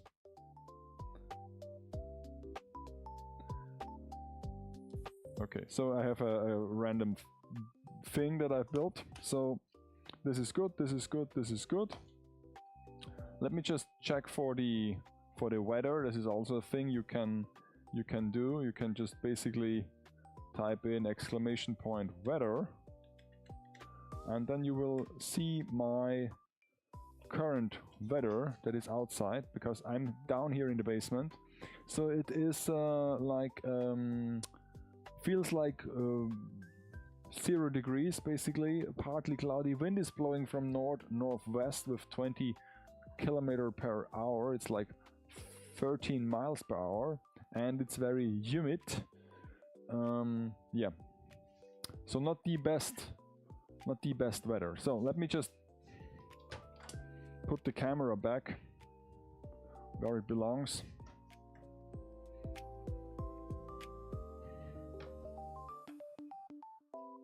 Okay.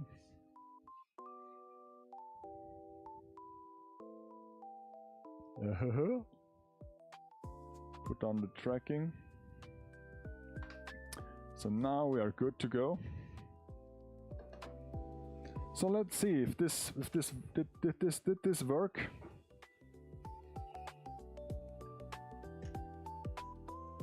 Yeah. Really nice, really nice. So we have like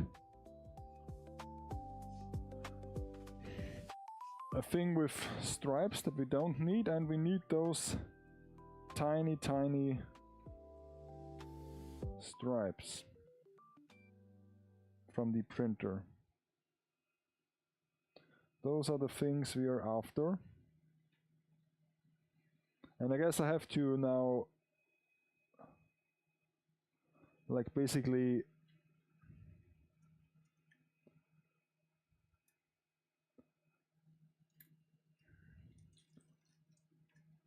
what is this called? Like clean this thing. Yeah, that was what I'm searching for. Clean this out a bit, but for now we just turn it off.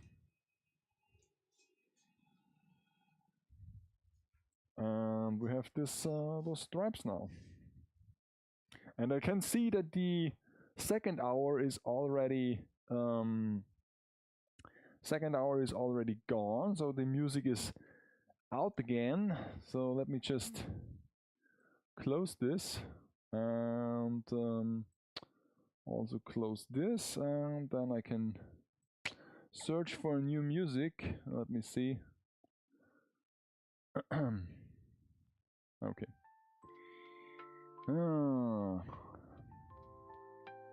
You have a really great workshop. I hope to have a similar setup for building my models and dioramas in the future. Yeah, well, it took me a very long time to have this. I mean, I wish I had this like earlier in my career, but then again, like I said, too many options, also not the best thing.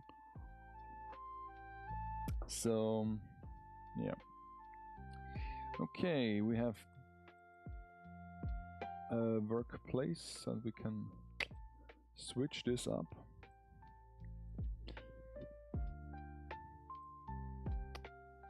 So now the big one, and we add those lines.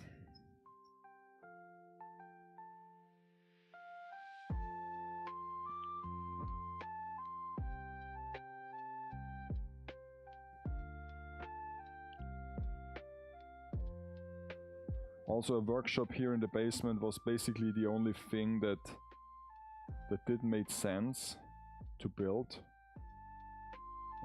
regardless of my interests. This always was a workshop, even back then when my grandparents still used this location. Of course, it did not look very nice. It was a really old workshop back then. And of course it was like purposely built for woodworking. I mean, what you did back then, in the times when there was no IKEA, you could buy your furniture. You basically had to make your furniture by your own. So it was just a very crude workshop. But yeah, there is not much else you could build here because of the height of the room, I guess. So I don't know if what other people have in the basement. What you can put in the basement? You can put in the basement like a basically a hobby room, but this might arguably be a hobby room. Then maybe a fitness center. Again, I'm not the biggest fan of fitness in general, like going to the gym, so I guess if I really would like try to get in shape, I would either just do it outside or pay for a gym, so there is no need for a home gym. The sauna, could place a sauna, but I guess this wouldn't be possible due to the structure of the building. Wouldn't be wise to do this. What else? A bar. But then again, if you don't have friends, why should I put a house bar in my basement? Wouldn't make any sense. I can just buy a bottle of alcohol and drink by myself. A gaming room. Well, a gaming room, yeah. A gaming room would be possible, yes. Either way, a gaming room, you could go the classic, like, gamer route, where we put just a bunch of consoles in here, but you also could place a couple of, like, really, like, arcade cabinets and stuff. Yeah. Would be possible, yes. I always wanted to have a flipper table because I'm a fan of pinball. Want to have a pinball machine. But then again, upstairs I don't have the room to put it where it can basically just be a decorative item that also can be played on. And also, having your own pinball machine sure sounds nice. Like every arcade cabinet, like having your own like rhythm game cabinet, like Pump It Up or Dance Dance Revolution, or even like a Sound Voltex or some taiko drum things. It's all nice, you know. If you play it in the arcade, you think, yeah, I would love to have this at home. But then, of course, you have to maintain it, especially pinball machines. So, and then, of course, it's just one table. And if you are a spoiled kid like me, who basically grew up by playing not real pinball machines, but basically just arcade pinball machines on the PC, you have like so many tables to choose from, and also those tables are set up in a way that real pinball machines, of course, cannot replicate because they are bound to physics. What PC like Zen Pinball is like I guess the leading game thing with like tons of tables and licensed tables. You can never achieve this with a real pinball machine. Pinball machine and all arcade machines, that would be amazing, yeah. But I guess you would get tired of it quite soon, because if you play this in an arcade, you just go there and have a bit of fun for like half an hour maybe, or as long as your quarters can go. But if you have this at home, I don't know if you would play it constantly. It would be a cool decoration and just like a conversation starter for like people that come over, sure. But if we be honest, I don't know. I mean, when I lived in Vienna with my roommate, she was a fan of like rhythm games, and we basically had a pop music controller, not a cabinet, but like pretty big controller. It's like almost as big as this placemat, where you can like button mash those big round buttons. actually never used it, like for real. Then we had like dance mats, of course, like everybody had back then from Dance Dance Revolution. Used it a couple times, but as you could imagine, if you play Dance Dance Revolution in an apartment, you would be a real lovely person to the neighbors if you trample around the floor constantly. So yeah. You can do this on special occasions, like we did it on like New Year's Eve or like Halloween, but if you do this all the time and maybe are a pro player that trains on those things, don't know. And then we had a rock band set, like the whole shebang, with like the guitars and then the drums, the pro drums, the keyboard, like everything. And yeah, it's a nice thing to play if you have like 5 people, but then again we didn't have the chance to let this sit in a corner, so we had to just dismantle it and put it back in the box each time we used it. So yeah. And sadly, we had the PlayStation 3 Rock Band as a software, and we lost all our tracks because we had plenty of tracks downloaded, and then we changed the PlayStation.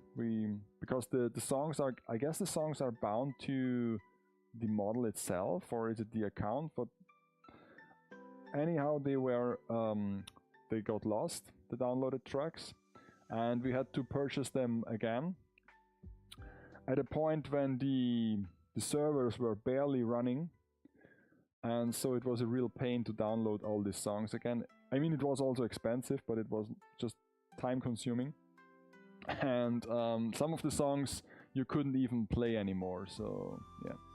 And of course, we downloaded all the songs that we could and that we were interested in, but there were no new songs, so you basically stuck with the same like couple songs, and of course some of them you never play because you don't like them. So yeah, so basically a real pinball machine, I knew that it would be like such a waste of money, because the real good pinball machines that are like from the newer era, not the like really old stuff where it's basically just a few ramps and a couple of targets, like the real digital machines with like CTRs and like the whole electronic stuff that is going on, they are quite expensive still. It's almost like this is like the same level if you get into cars or things like that. Of course, you could also put a garage in the basement. I mean, not here, this is not really feasible with this layout, but basically you could. Yeah, but then what not? You can use it like for storage, like you have a wine cellar for beverages.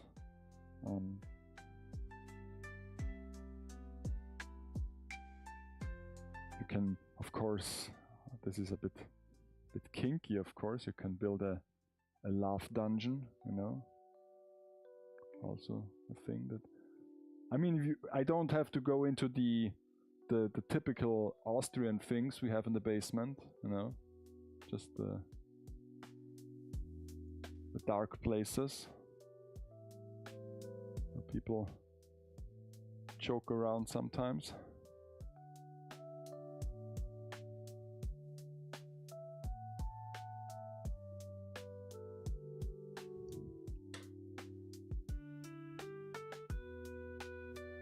The cool thing, regardless, is if you have the workshop in the basement, rather than, let's say, in a garage.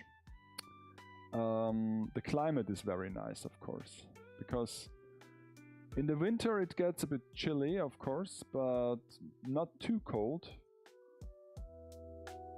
I mean, for that we don't heat this place, it doesn't get very cold, and in the summer month it stays very cool down here. So when it's hot outside, you can come down here and relax, cool off a bit, maybe work a bit, and yeah.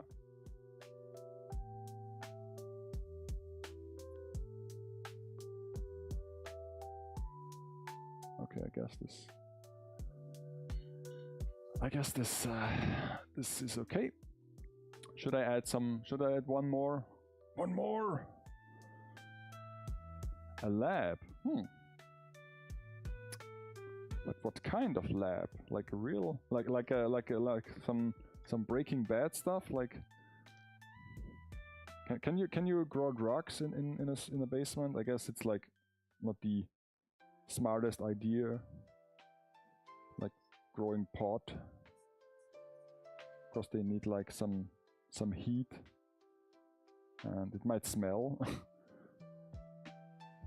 It's like basically what I found out. I was always like, how did they find out that you like grow weed in your own garden? Because basically you can do this for your own consumption. And then people told me like, yeah, it smells really bad if it starts to blossom. So I was, oh, okay. So this is like they found out.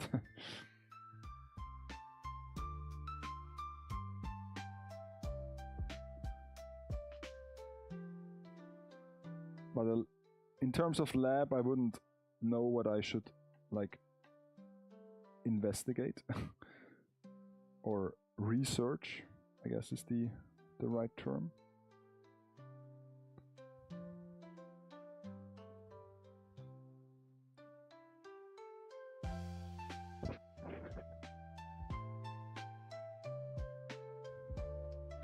Even though we had like real chemistry,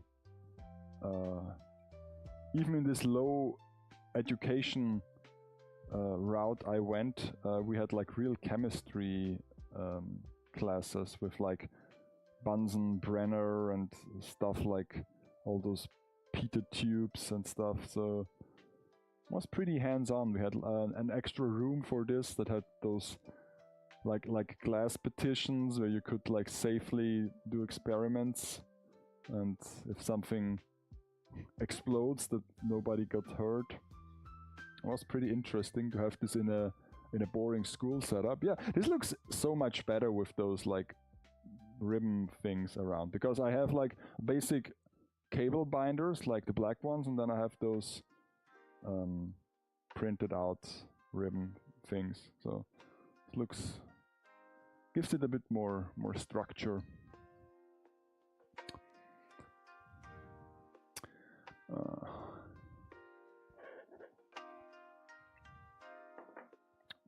So yeah, but regardless of options, I opted for a workshop because this made the most sense.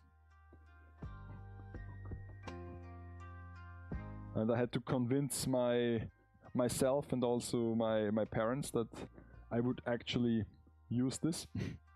So I spent the last couple years always building something, so that they knew it's not just a phase.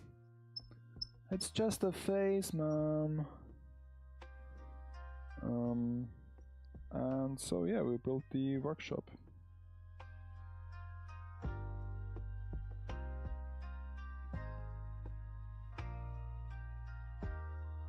Oh, my dad also loves to tinker around and to have a place to work on stuff.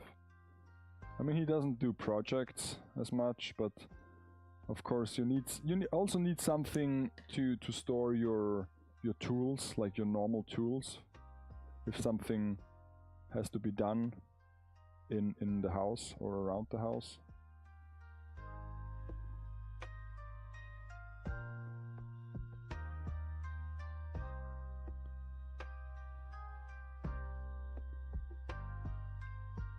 One could argue that there are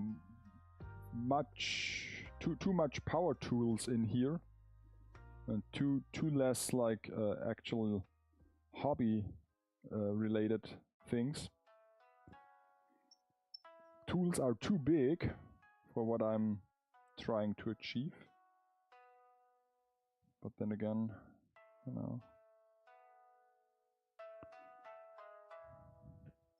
sometimes you also need regular sized tools, not just mini tools.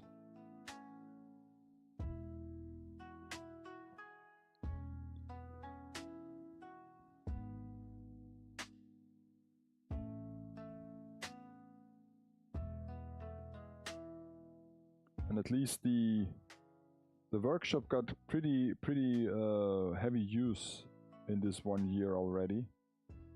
If I recall, when I did the logo for the showcase last year, that was quite the project, wasn't it? The studio, on the other hand, studio. I wanted to have the studio, and then now it's usable, and yeah. I can't be everywhere at once, so I have the studio that is basically just... I mean, at least it's nice to look at. Doesn't look like a real messy studio with like cables and lights and all this stuff, because I put it away all the time. So it looks just like a nice corner where you can sit and read and relax. Just happens to be a microphone in front of you with some nice decorations. I really have to find a picture for the picture frame upstairs. God, this bugs me that I don't have a picture for up there. And to be honest, the thing I had in mind I will not find. So, and then again, since this picture frame is right behind me when I'm filming, I came to the conclusion that if I put something like a illustration in there, like a fan art or an anime illustration that is very like detailed and you know, is actually representing something, that it might distract from me, because if you have a busy background and a busy foreground, it's not the best combination. So I might come to the conclusion that I will opt for a more abstract painting. So yeah, maybe I will have to visit some art galleries this year and look for pictures.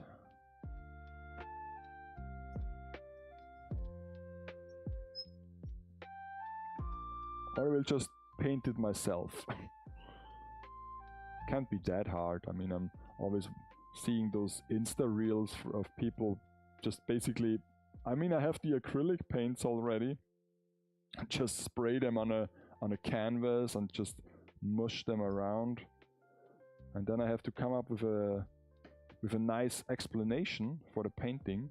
So this represents the tormented soul of a plastic figure that is frozen in time, and you know, something like that, something artsy and pretentious, so that you can explain it, stand there and look at it.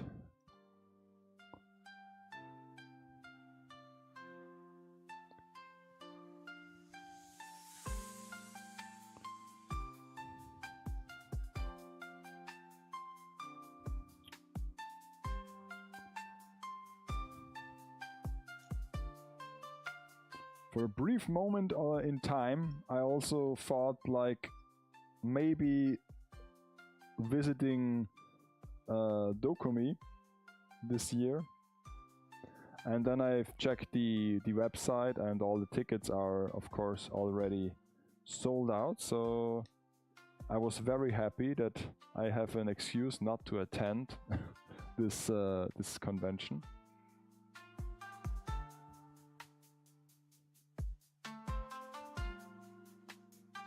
Because a friend of mine told me that she would basically just want to visit the Japanese district there, and yeah, it would be at least a thing that you can combine, because going there just for the Japanese district is ridiculous, because it's just a one day trip with the car, like you drive for 12 hours straight, or you just take the plane. You can do this as well, of course, I guess. But I don't know. Convention for me was always also associated with road trip. Yeah, it's really nice, the Japanese district in Düsseldorf. Of course it is. I mean, it is okay. If you be honest, it is okay. It was nicer like 10 or 15 years ago, if you be honest. I mean, I wasn't there quite a long time, but there was a period of time where basically some of the shops got closed up. And I don't know if they reopened, but yeah, I have it in good memory. But like I said, going there just for the Japanese district is a bit far-fetched. So you have to at least combine it with Dokumi or with the Japan Tag. But then again, Japan Tag is like, this is like our Donauinsel Fest, basically an open air concert that is free. You can attend it for free, and like it's not even bad. If normally you say if it's free, it isn't worth anything, but it's just so crowded because of course it's free. You just go there, have a good time, and so yeah. I was never attending Japan Day because it's just as it's in the name, it's just for one day. At Tokomi was at least 2 days. I mean, back then it was just 2 days. Now it's 3 days, but we always told them do 3 days, and when did they listen? Of course, when we weren't in the business anymore. So yeah, okay, I guess this one is also okay, so we'll not put any more strings on it, because there are the cable binders are also missing, so that's good. I will not do any more of them, because it's not really fun to do. It's not a fun activity, because regardless of the size of those cutouts, they are so brittle.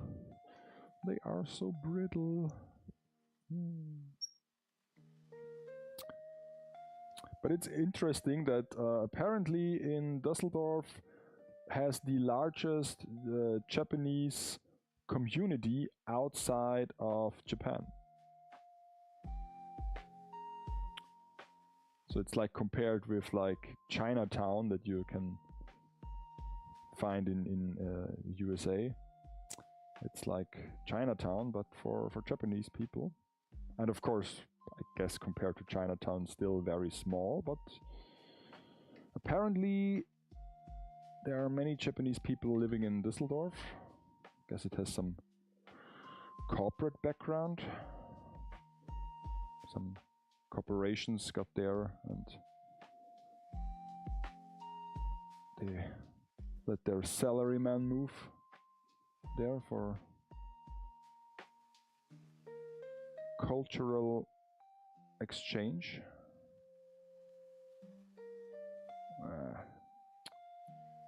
Oh no, it broke. Japan Talk is also a great event. Years ago, my mom took me and my sister there, and it completely changed my perspective on our hobby. I'm heading to Düsseldorf in 2 weeks to check out the first gun. Ooh! Even more reasons to go to Düsseldorf. 2 weeks. I mean, I would have like holiday in 2 weeks, but or like vacation, but I have to work in the garden here. too bad.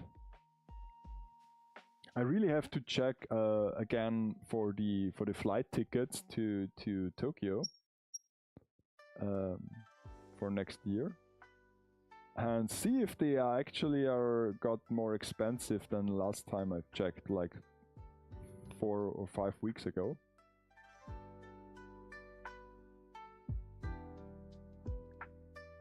Because if they got more expensive, I might be inclined to just buy them now. Even if I don't have any plans or like concrete plans to go there, we'll just buy the tickets, because I have the feeling that it might get more expensive.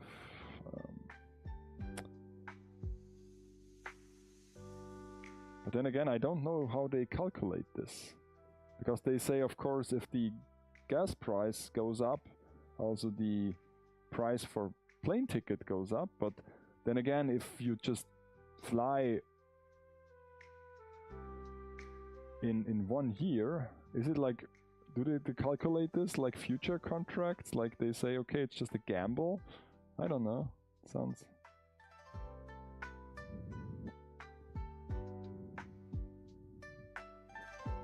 But yeah, Gundam base pop-up store. Yeah,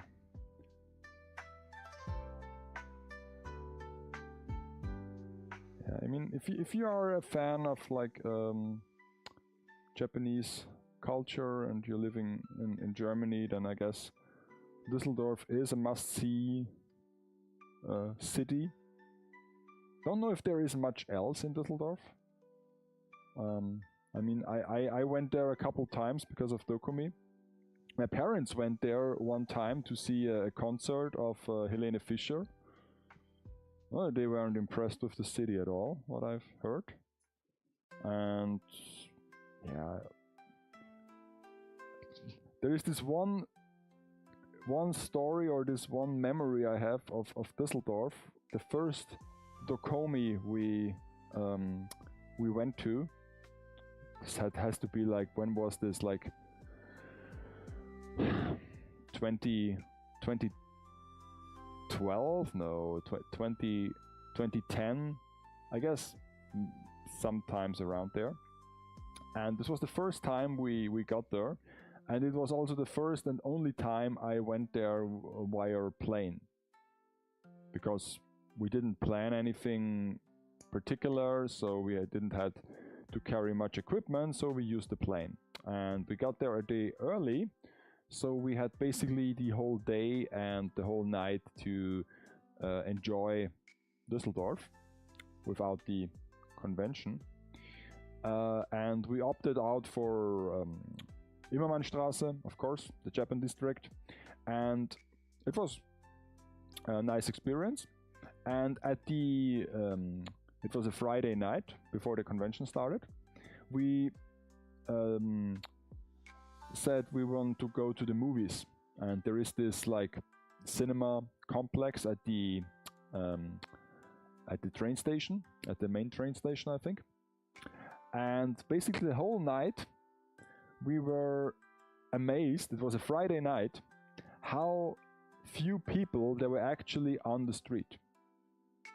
I guess it was a nice, or at least an okay-ish night. It wasn't any bad weather or something. And then we went to the cinema, and we were basically alone at this, not at the cinema itself, at the room where you watch the movie.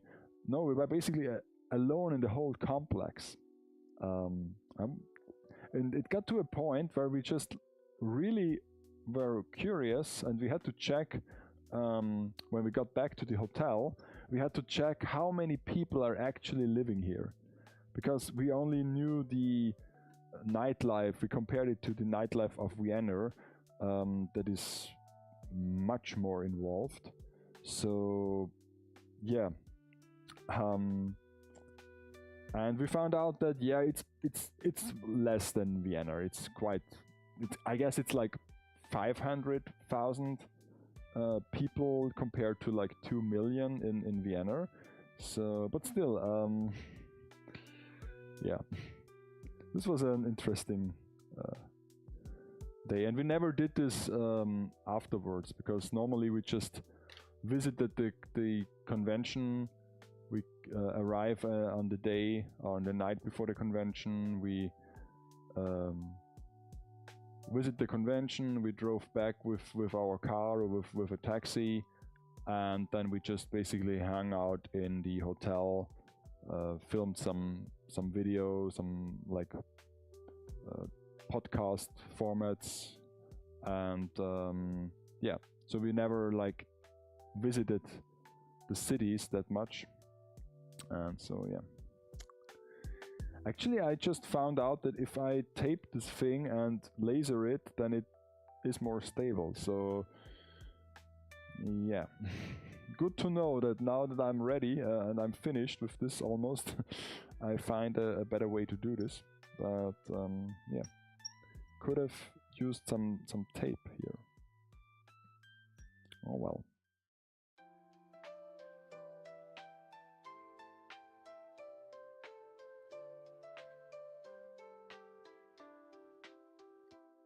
It's like keeps it in place.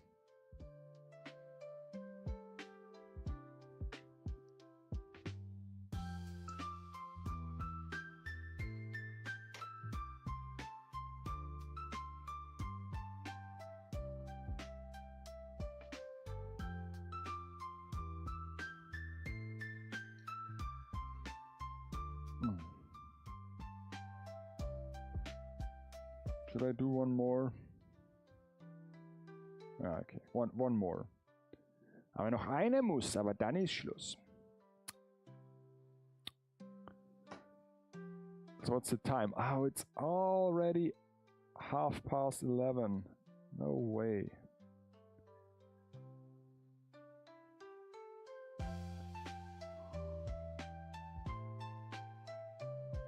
Do I have to get up tomorrow in the morning? I guess I have to. I have to shop for a birthday present for my uncle. What is always a bit of a pain to do, because I don't know what to gift. It's always hard with those people, those older folks that you really don't know that well, and they don't smoke, they don't drink as much. I mean, you can buy sweets, of course, but it's a round birthday. I guess I have to go to one of those stores that sells those cringy, like, birthday swag for the round birthdays, like 30, 40, 50, 60.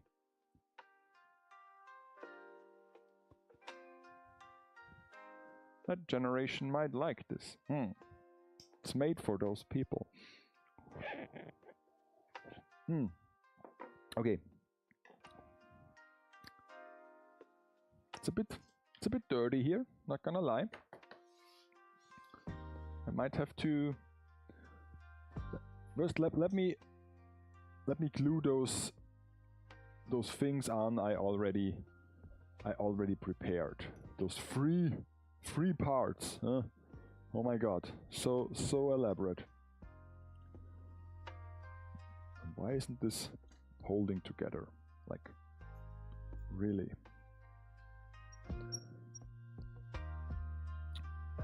But if you're saying that it changed your perspective on our hobby, what exactly do you mean by that?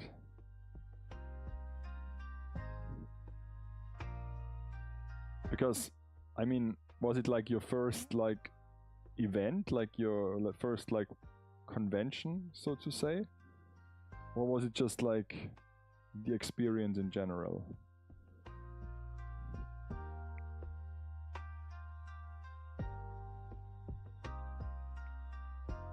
Because if I like I said, I've never been to Japantag, but if I could like, if I had to describe it or what I've seen from pictures, I would say it's more like if a convention is here and Woodstock is there, it has to be somewhere like here, I guess. So it's a bit. I guess it's like the is it like the Burning Man of anime conventions, so to say.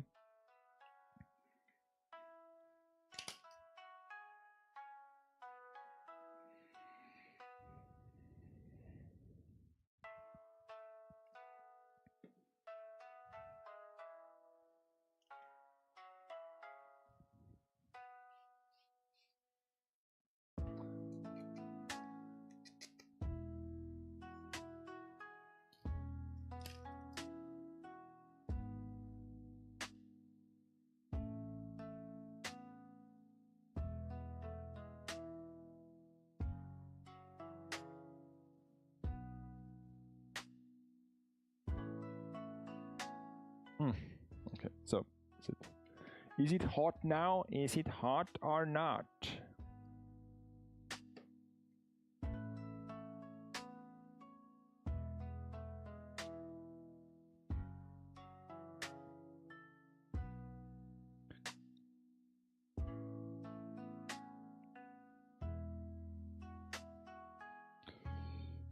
Okay.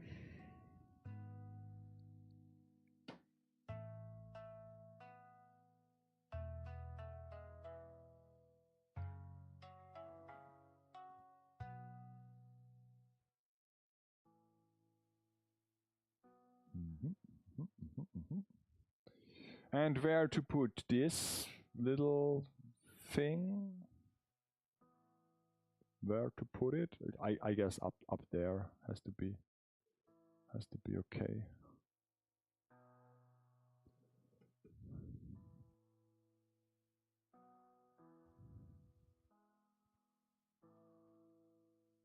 Okay. Very well. So I guess like 2 or 3 more on this one, and then a whole nother one. So, oh God, oh my God. But maybe next time, next full time, I might bring Lane down here and do the bases, and we can just try to mock this up. Maybe I bring the camera as well, and I can try to put those in perspective. So if this even works as I have to intend. My mom didn't understand our hobby at first. She thought manga and anime were a bit childish until she saw families with kids and Naruto cosplay. Kushina, Minato, a little Naruto, an amazing cosplay. Oh, okay. That's a sweet story. That's a sweet story. Yeah, I can totally see that. Actually, this is one thing I never did. I wished I would have to bring my parents to a convention, because even at my peak, when I was really involved in the whole like community, I never brought them to a convention. Not even the local ones. I mean, to fly them or to move them to Germany would have been a bit excessive, I guess. They would never agree to that because of time constraints. They watched my video stuff, and they watched all the convention videos, and they even participated in some of the bits, you know, the funny bits, as like cameos or like extras. But we never attended a convention together. Then again, I guess they understand it, but they didn't really would care that much. I mean, it would be a nice, what to say, a nice experience, but I don't think that they would really enjoy it as much. My father, of course, doesn't really care much about this. He wouldn't understand it. I mean, he likes the stuff I do. Especially the more creative thing, like building stuff. But then again, he is not a fan of like cartoons or something. But yeah, I at least I watched a couple of shows with my mother back then, and yeah. But I never brought her to a convention.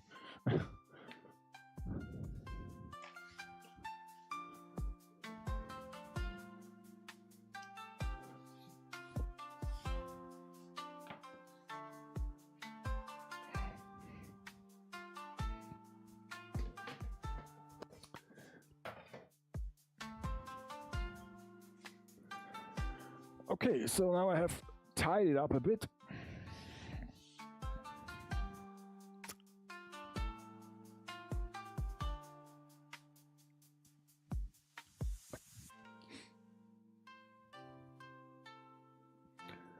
And I guess I can paint this gray now. The one that is already silver. I have to move on.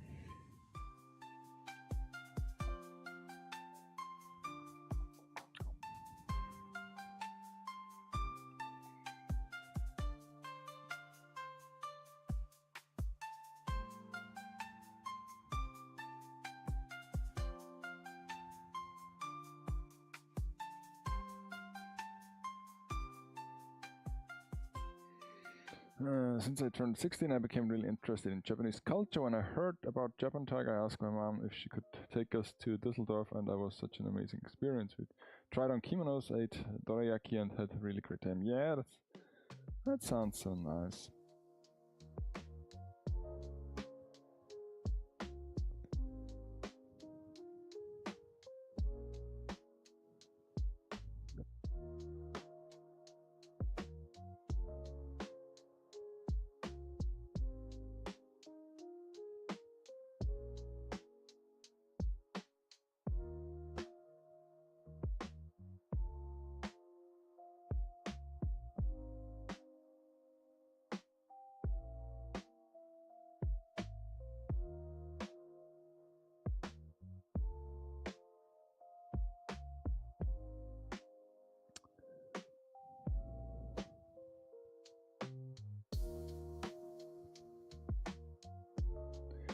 So now we have this almost in the bag, I would say. It's interesting that those utility poles, they look so like minuscule and like so fragile, and yet they are so much work. I wouldn't have thought it, honestly. I was just okay, I just put together some paper bits and glue it together, and how long could this take? Oh, totally underestimated the extent of this project, I guess. Yeah, it happens. It happens. Guess tomorrow I have to really be motivated to get up early. I always say this, like, especially on Friday. I have to get up early in the morning on a Saturday. Yeah, no way. I mean, I try to get at least out of bed before like 9 o'clock, but if I would be like totally stringent, I would move out of bed like at 6 o'clock, even on the weekends. But most of the time it's like 8 o'clock, like, or 9 o'clock. Well, but I want to work on the video, so I have to do those assets, because apparently somebody deleted all of them. So I have to watch my old video and see what I did then and try to replicate it. Be your own AI. Over time, she started supporting me and my hobbies, buying figures for me as a birthday or holiday gifts, and could always choose some for myself. She also, and I could always choose something for myself. She also enjoyed watching me building different things and take photos of them. Yeah, that's something my parents also enjoy. If I'm like creative, I mean, and I couldn't imagine it any other way, because I guess it's like always the same thought process that especially like I don't know, first of all, it's like the old like cliche thinking that, oh, at least it's better than like doing drugs or like being in a bad space or having like bad friends or like being under a bad influence. And also it's like this cliche thinking of, oh well, at least my mom likes it. And of course they always tell you that, oh, this is so great and so special, and oh, you're so creative and so good, when you in reality you're yourself compare you to like other peers in this hobby, or like, and of course you have the internet and everything, and you know that, yeah, I'm doing okay, yeah, I might doing like better than the normal smuck on the street if I like look at my coworkers, and I guess they don't have like really any special like abilities or hobbies that much. So I might, yeah, okay, in terms of that. But then if you really want to be on the top or be on the A game, yeah, you might have to do a bit more and also get a bit lucky. Nowadays, of course, I buy my manga and figures by myself, but every now and then she asks me if I would like to get some manga figurines from her. Actually, this is something my parents or even my like extended family never did. Buy me some figures for like occasions, like birthdays. Not because they don't want me to have figures or stuff like that. Quite the contrary, I think. Even my dad asked when he saw the showcase upstairs that is like, even now after 1 year, it's almost like only 1/3 full with figures. The other 2/3 are empty spaces. He said to me, oh, I thought you would fill this up much quicker, because if he gets into something that he enjoys and finds cool or interesting, he totally go crazy. I mean, he had this time when he started to collect like sunglasses, like those sports sunglasses from Oakley, and yeah, like 2 years later we now have like 300 pairs of Oakley sunglasses lying around. So he bought like, some month he bought like 20 of them. So yeah, and he told me, yeah, I thought you would collect this faster. But yeah, they never like bought me some figures, because at very I guess, of course my parents bought me presents like Lego or like toys when I was a child, but very soon they just switched over to providing me with money. So they even like, they don't even like go to the extra steps and handing out like vouchers for stores. They just, first they gave me money as a like nice thing, like a physical thing. Here is like a bill, like a €100 bill or like a €500 bill or whatnot. But soon enough, this also got like changed, and now they just wire me some money. Actually, it's like the bare bone thing, and yeah, I don't blame them, because it would be like silly that they have to choose what I want, and buying figures is not like buying a present. It's like sometimes you have to pre-order them and whatnot. So it's totally okay. I can understand this, and I enjoy that they support me and they find it interesting what I do, and I can buy my own stuff. It's not a big deal. My husband's grandparents always told him that this hobby is better than alcohol and drugs. Yeah, I mean, of course, what isn't better than alcohol and drugs? I mean, let's face it, it's like such a cliche thing to say, and it also is like the assumption that everybody is in danger to getting like addicted to drugs, or like ending up in a bad space. If they don't have a hobby or something.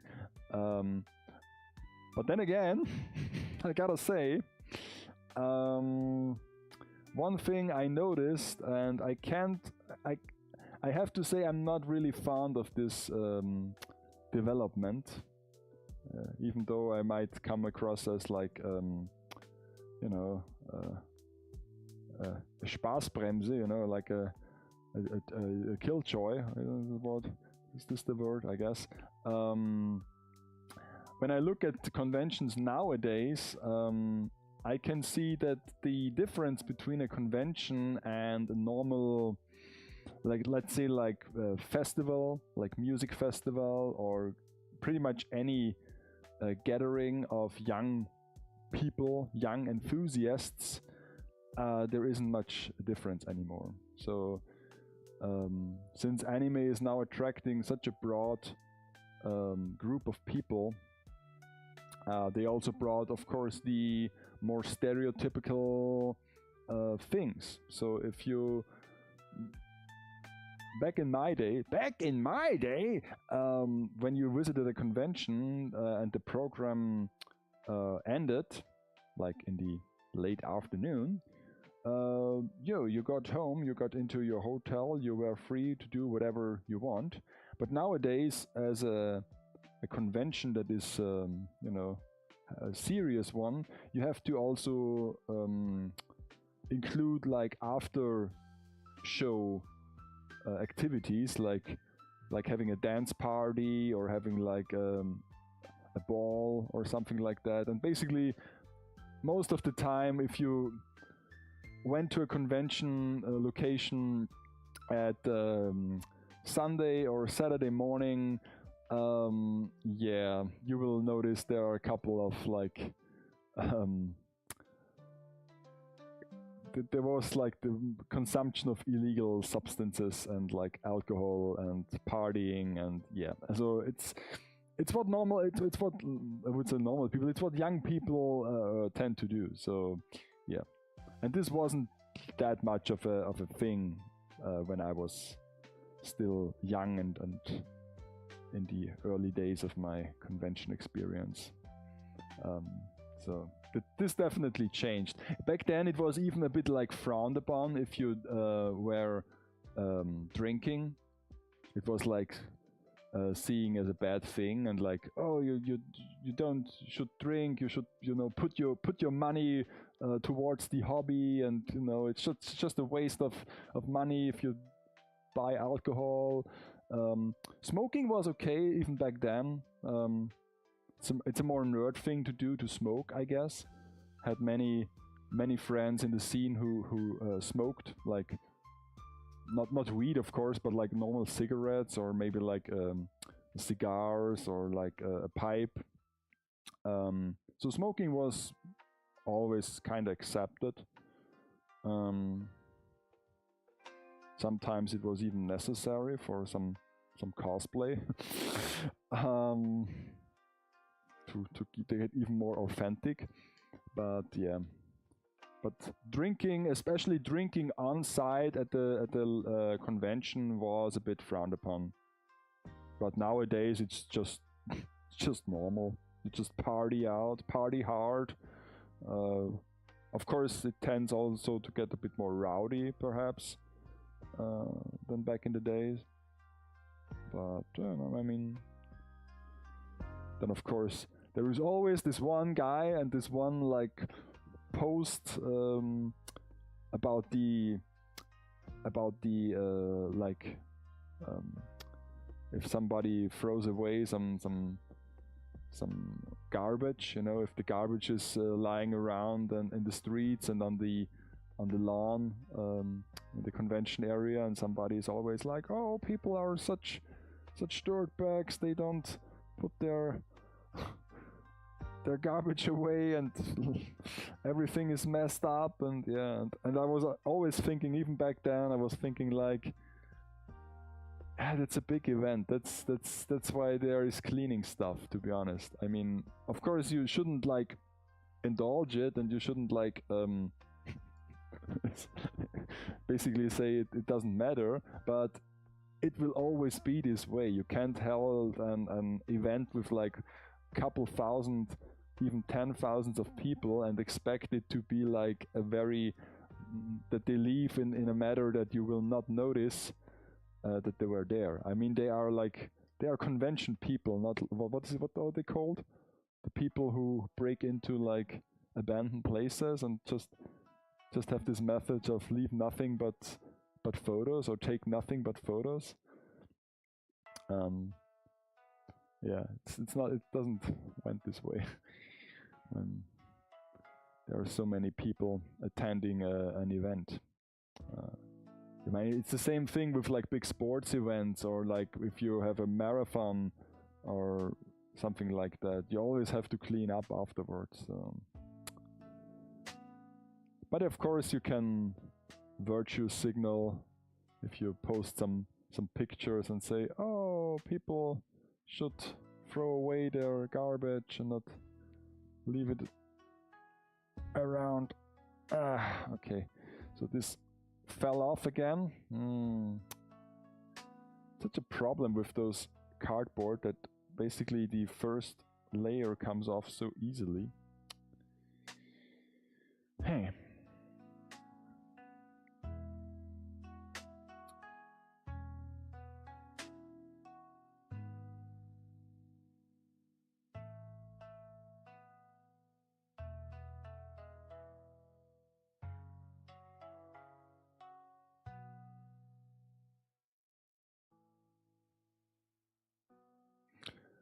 And then of course, if you say it's better than this or that, yeah, maybe, but of course, being in this space, especially towards collecting, can also lead into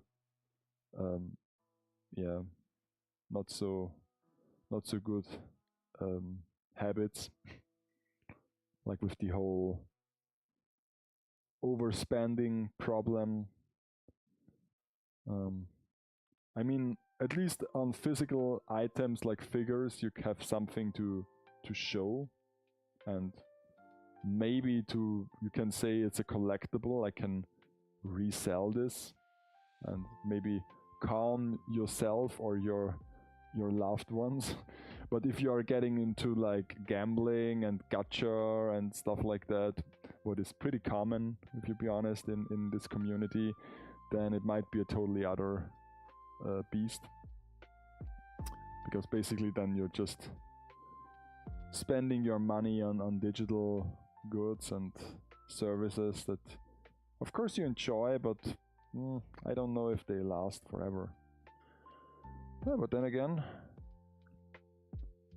tomorrow I will present this video with the top figures of the month for March, and then there was a fate figure for the 15th anniversary. So 15 years of fate. I don't know if it's even if it's just Fate, the gacha game, or if it's just this one particular series, because this had this really long title. But then, yeah, 15 years is 15 years.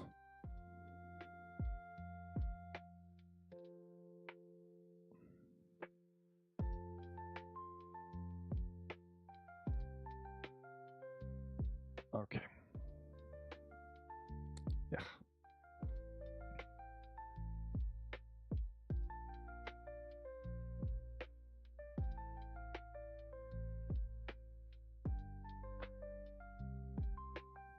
So, yeah.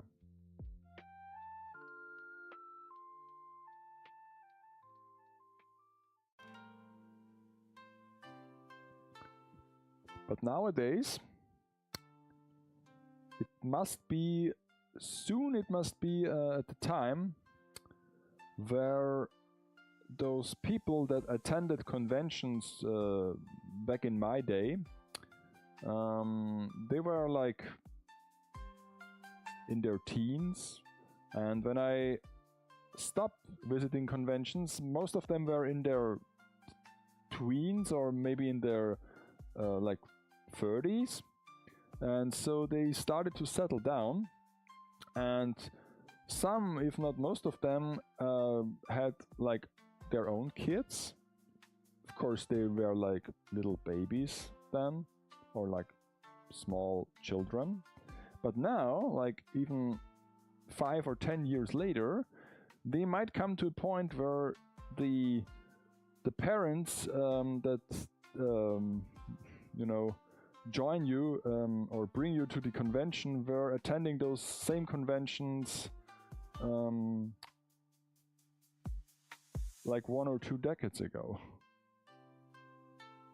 And that's definitely a new thing, because this is the second Animagic generation, so to speak of, because there was no, I mean, this started in like late 90s, and now it must be the second convention generation where could you imagine if your mother was like a cosplayer then, maybe a famous cosplayer?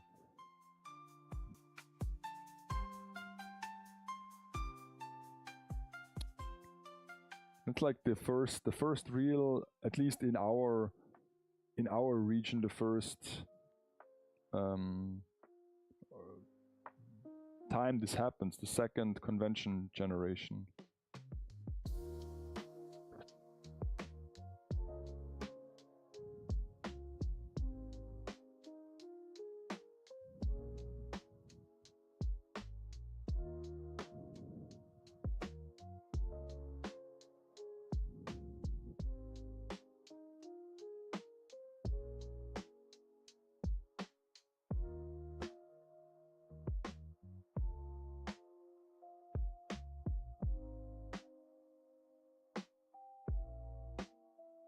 Then of course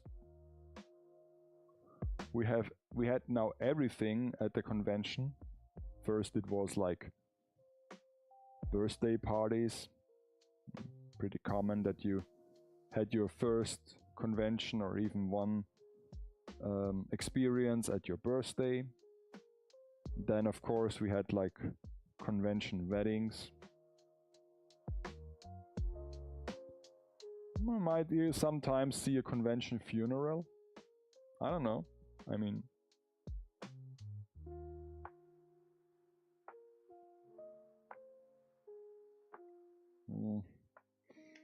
bury my body or like spray my ashes on the at the Händler Raum, at the Vendors Avenue. I don't know. My last wish. I guess we have to wait for this a bit more. At least another 20 or 30 years. But it would be interesting if something ever, if this one ever happens. Maybe this is a thing for a poly market bet. If somebody gets buried or like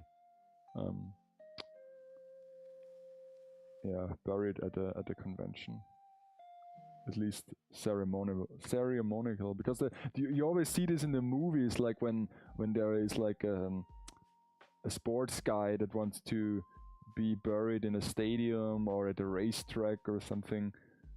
Oh, why not at a convention center?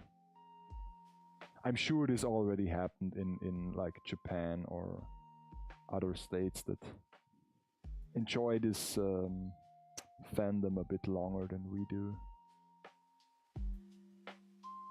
Oh.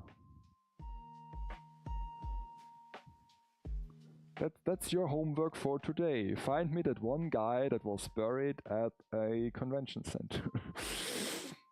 And write a 500-word essay. Past tense.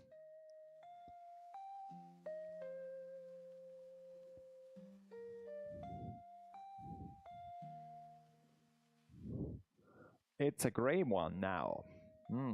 So we have 2 gray ones. Yay.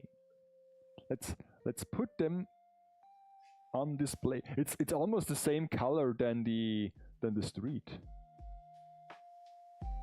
Interesting.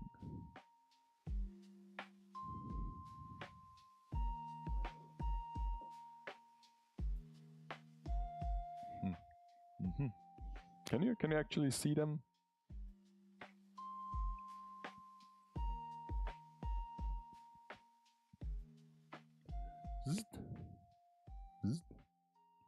Where is it? Oh, there it is. So gray you can't even see it. So now it stands on the street. The second one is here. Yeah. It's almost camouflage with this gray color. So okay, so can I make this one silver at least? I guess I can. Is the music down again? God, so okay, it's almost midnight, so should I start? No, I should not start another music track. Doesn't really matter. But I will see if I can, if I have enough gray. No. Should I add a bit of silver? I can go on for another half an hour. Come on. Don't be pussy. Just stay awake. But then we have to get some music in here.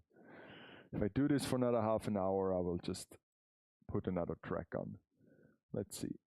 Where is it?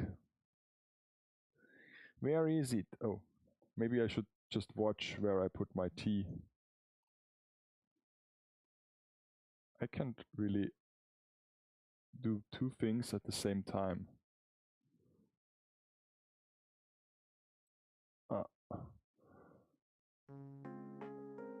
And I have to set this up.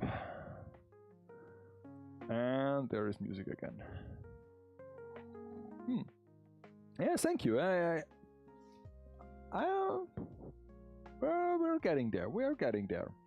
I think with the black parts, like those tiny spools here when they are black, and then when the cables are black as well, this might look good.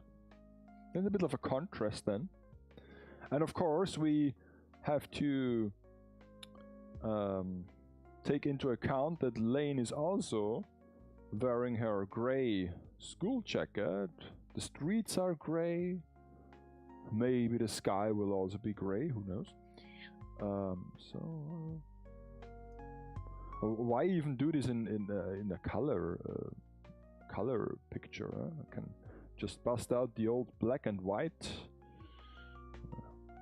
film. No. Okay, so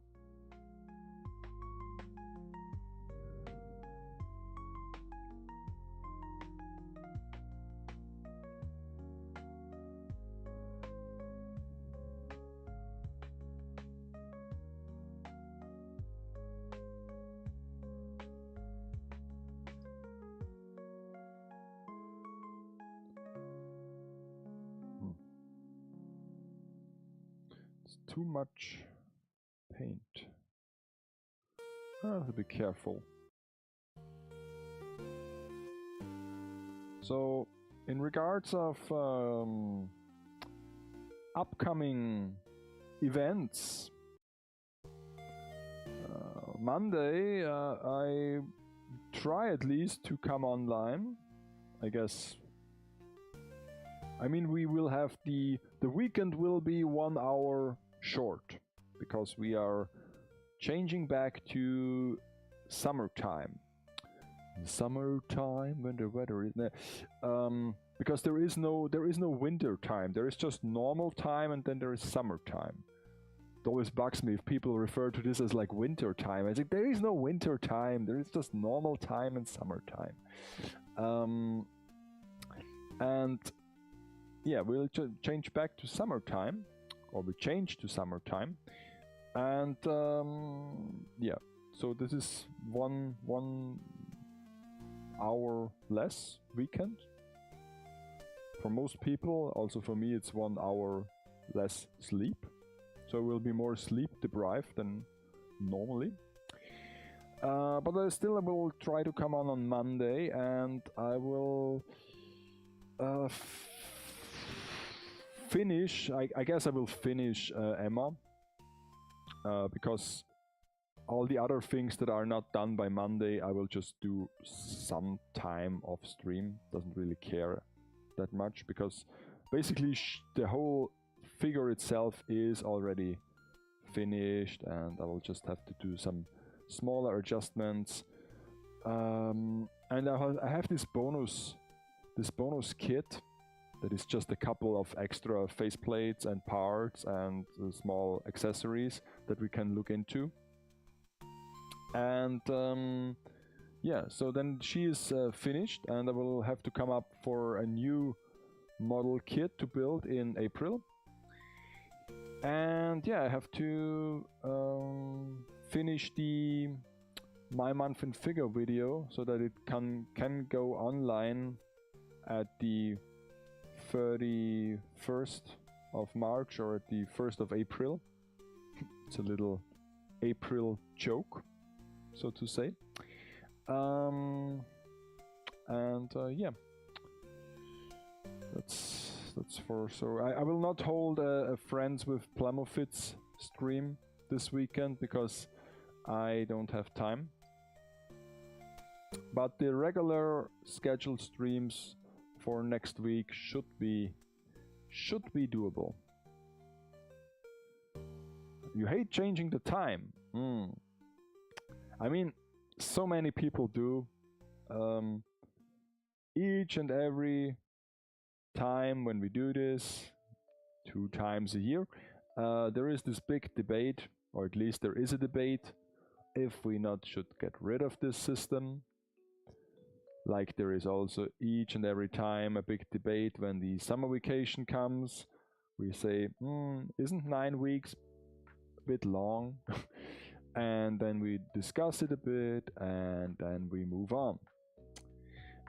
Basically, I don't really care. I mean, it's nice that we have like extended like daylight in the summer, and that it gets, yeah, it's okay. I don't mind. Also, I don't have like, I have like a 5 clocks in the house. Like actually, like I guess 2 or 3 of them I have to set manually. All the other ones are done automatically. But if you are a person like my father who like collected watches at some point also, and you want to maintain them, then it's basically a day's work to just change all the clocks. Yeah. Oh well.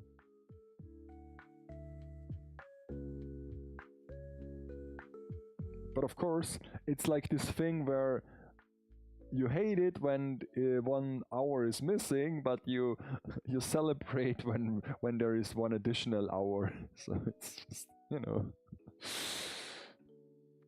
The last review video was great, and that pirate costume was amazing. The part with the phone. Yeah.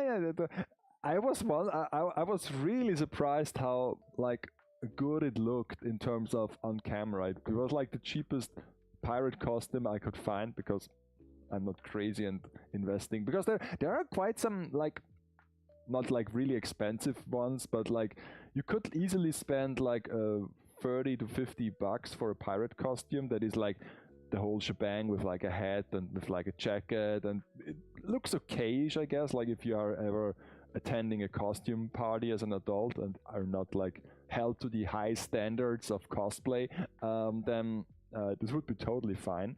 But this was like the cheapest one I could find, and yeah, it was interesting to see how good it actually looked. I gotta say, yeah. And yeah, with the phone, yeah, it was I wanted it's like always like you wrote the script, and it's so easy to write something in the script, but then you have to actually film it and actually edit it, and it's always like, how will I even do this? And I can remember it like yesterday when this was like a thing that was new and exciting, this like phone editing. I basically see this the first time, and I don't know if it was the first time it was ever used, but where it was pretty famous was like the Sherlock series with like Cumberbatch, where they just like put like the phone screen on the TV screen, and you could see the thing that people see on their phones. So this was interesting back then, and I really like this effect because it puts you right into the story. Yeah.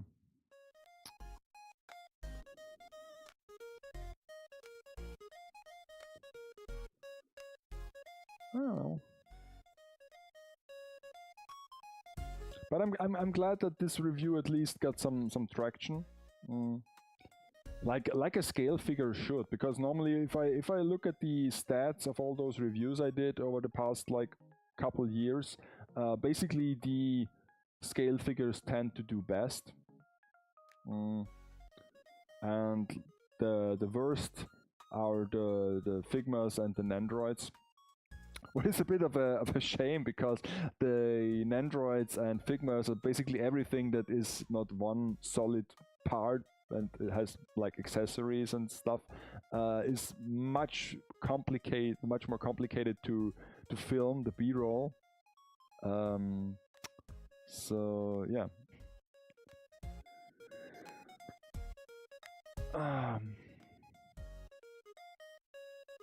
But yeah, it's a great figure. I can see that people are looking for this one and want to see the figure itself.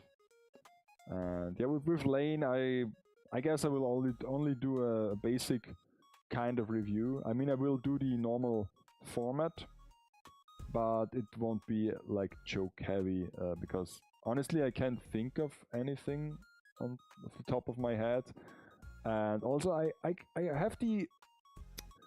have to constrain myself that it's not too, that it doesn't get too like bit heavy, too joke heavy, so that it basically doesn't, so that it doesn't become like Deconis Highs 2.0, where it's just me and jokes and being entertaining. It should be about the figure, and it should be like as an information service regarding the looks and the quality of the figure first. And yeah, I mean, I wanted to make it more entertaining than the old ones, where it was basically just me talking from the off, so that I have more fun filming and editing it. But then again, if it comes off as too joke heavy, and if it's just like the whole thing is just a setup for a punchline, then I don't know if people would enjoy this. And of course you could say, I don't want to please people, but then again, of course you do. That's the whole point. I mean, you produce something, you make something to show it to other people, and of course you want to that they like it and that they enjoy it, or at least can extract some value out of it. Wouldn't be silly if you say, oh, I just make this because I want to, and it's just for me, and as long as I enjoy it. Of course you should enjoy it, making it, and it should be not a burden or like a hassle, but it should also be like purposeful and enjoyed by other people. So it can actually be both, or it should be both. No.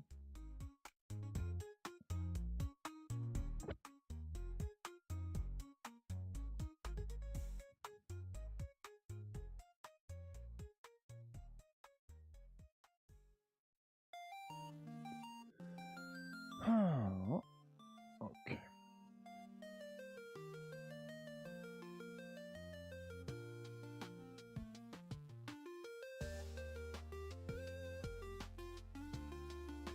So is there anything left? Okay, up there is no paint at all, so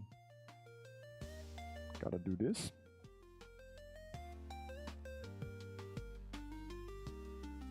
Such an elaborate structure. Why I have to paint all of this?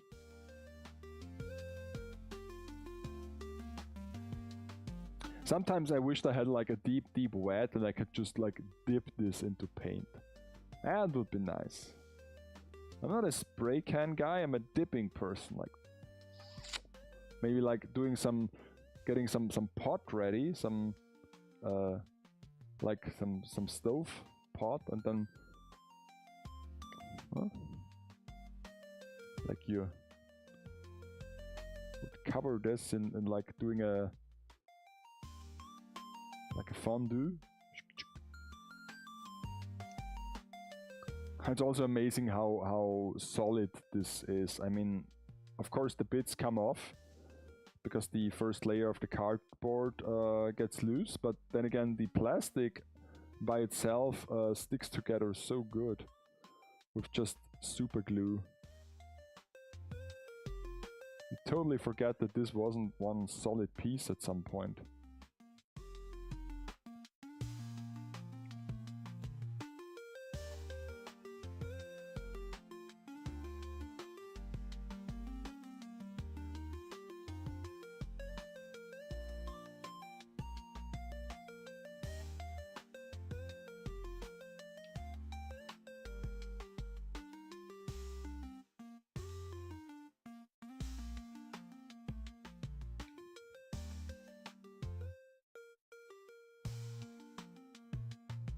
Yeah.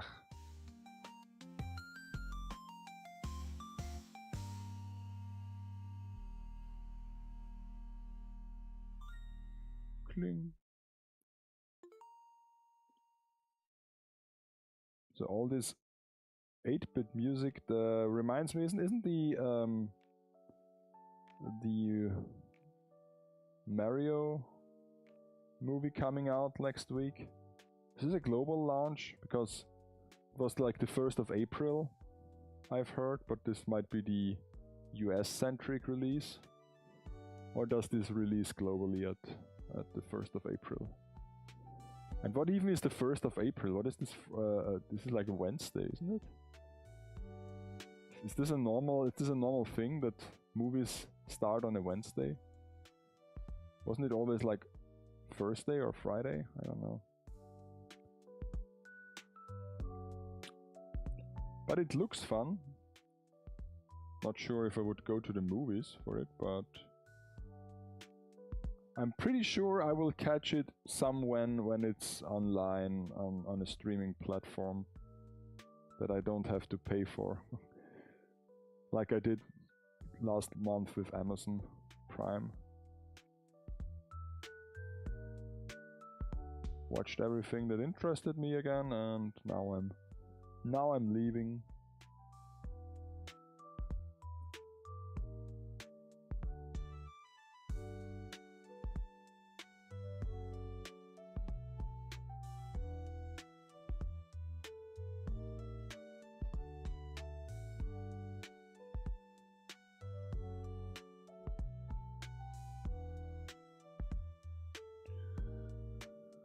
Okay. We are nearing the end. Yeah, thank you. I too wish you a nice night, good night, and have a nice weekend. And yeah, we will see each other again next Monday or next Friday when I once again stream from the workshop. I will also call it quits because I guess I covered all of this in silver. Long John Silver. So yeah. So at least I was able to paint a bit today.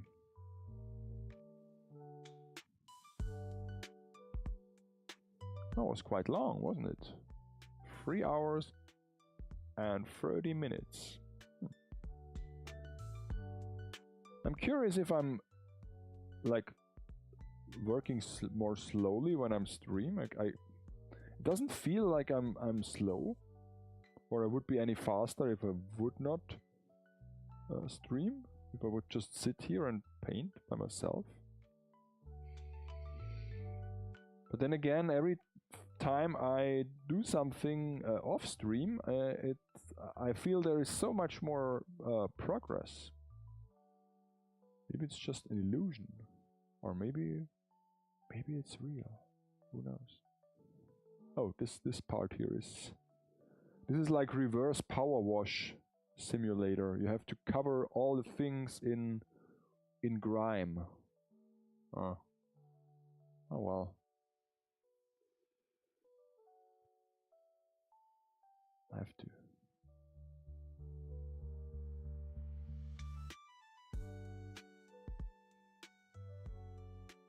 I know how to send this.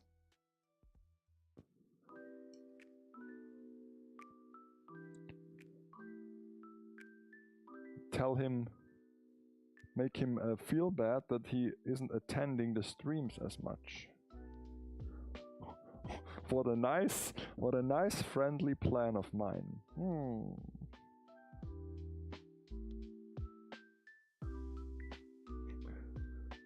So for last story for tonight, a bit I wouldn't say more personal, because pretty much everything we talked tonight was personal. There was no non-personal things. Today a coworker quit, and yeah, normally it wouldn't like interest me, because we are not working together anymore on a daily basis. It was interesting that it was a person that I would thought that would not quit, like, because he had like a pretty okay-ish job description, lived near to the workplace, or lives near to the workplace. So I don't know. It was interesting, because there are so many people in our company, and you could like basically categorize them into like two different groups. The ones that you are thinking they might quit at any moment, or like at least you think, will they still be here next Christmas like party, like Christmas office party. And then there are the people who are thinking, yeah, they will never ever leave. They will be here until they receive their pension. Because luckily I'm working in a company where the older you get, the more benefits that you will receive. Not in terms of like monetary benefits, but in terms of like social benefits. Because I don't know how to say it, but basically if you cross a certain threshold, it's like an unspoken rule, or an unspoken thing. I guess it was like 50. If you cross 50 and still work in this company, then basically you know that they will not fire you, and that you can basically work there until you receive your state pension and you leave. But of course you could quit by yourself. But yeah, so if you are made it to like this stage, like 50, then basically you also can't screw up, because yeah, of course, if you like steal something, or if you like basically mess something up really bad, then of course they could just fire you. But if you just lay low and just, you know, you don't have to put in all the effort. There are so many like older folks in this company who basically are just mascots at some point. They are like beloved by all the co-workers, because they are really great guys, but also you see and you know that they aren't working as much anymore. Like I said, they are just like mascots, or like just ambassadors at this point, and so they are just some of them are just strolling around and just you know, have a good chat with everybody. It's like just a mentor, or like a social thing, that they are more important for the climate, for the work climate, but not actually doing all the real work. Okay, so another one in silver, 2 in gray. Folks, it was a pleasure to stream today. Was a bit longer than expected, but we had so much fun, and I really mean it. It's funny. Last tangent. Last tangent with some tea. Let's refill this for one more time. Let's refill this. Let's work is over. Let's switch back to me. All eyes on me. It's funny because basically it's the same location, the workshop, and basically it's also not so different what I do, Monday and Friday, but it already starts to feel like 2 distinct shows. Monday, where I built plastic model kits on Monday. Now I also can advertise this shows, isn't that great? But is a bit more somber, more lay low. First of all, it's Monday night. Of course, it's somber. I mean, it's just Monday. I hate Mondays. Isn't this a Garfield thing? Okay. But then, of course, I'm doing something that I'm not experienced in, like building model kits, painting model kits. It's just a thing that I'm starting to come to terms with. And then we have like full time on Friday, where I just do whatever I want. And this is more my element.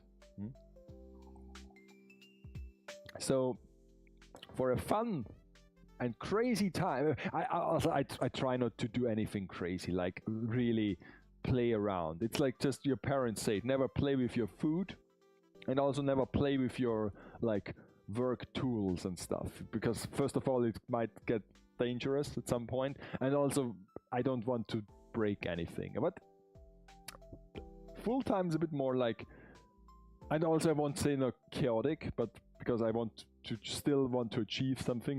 This is not like mad scientist stuff, but it's a bit more fun, I guess, more foolish of some point, and also a bit more demanding for my hands, because I get dirty every time. Friday is more casual. Yeah, casual. I would say, yeah, it's casual. Sometimes I might wear a shirt, but it's still casual. Okay, so let's call it a day, let's call it a night, whatever I want to call it. It's like, basically it's just early morning, so when is the bakery opening again? Maybe I can just go and grab some rolls, some baked rolls. Okay, so thank you so much, and I will see you again if you want next Friday on full time, or on Monday at Monday. And have a great weekend, and yeah, take care out there.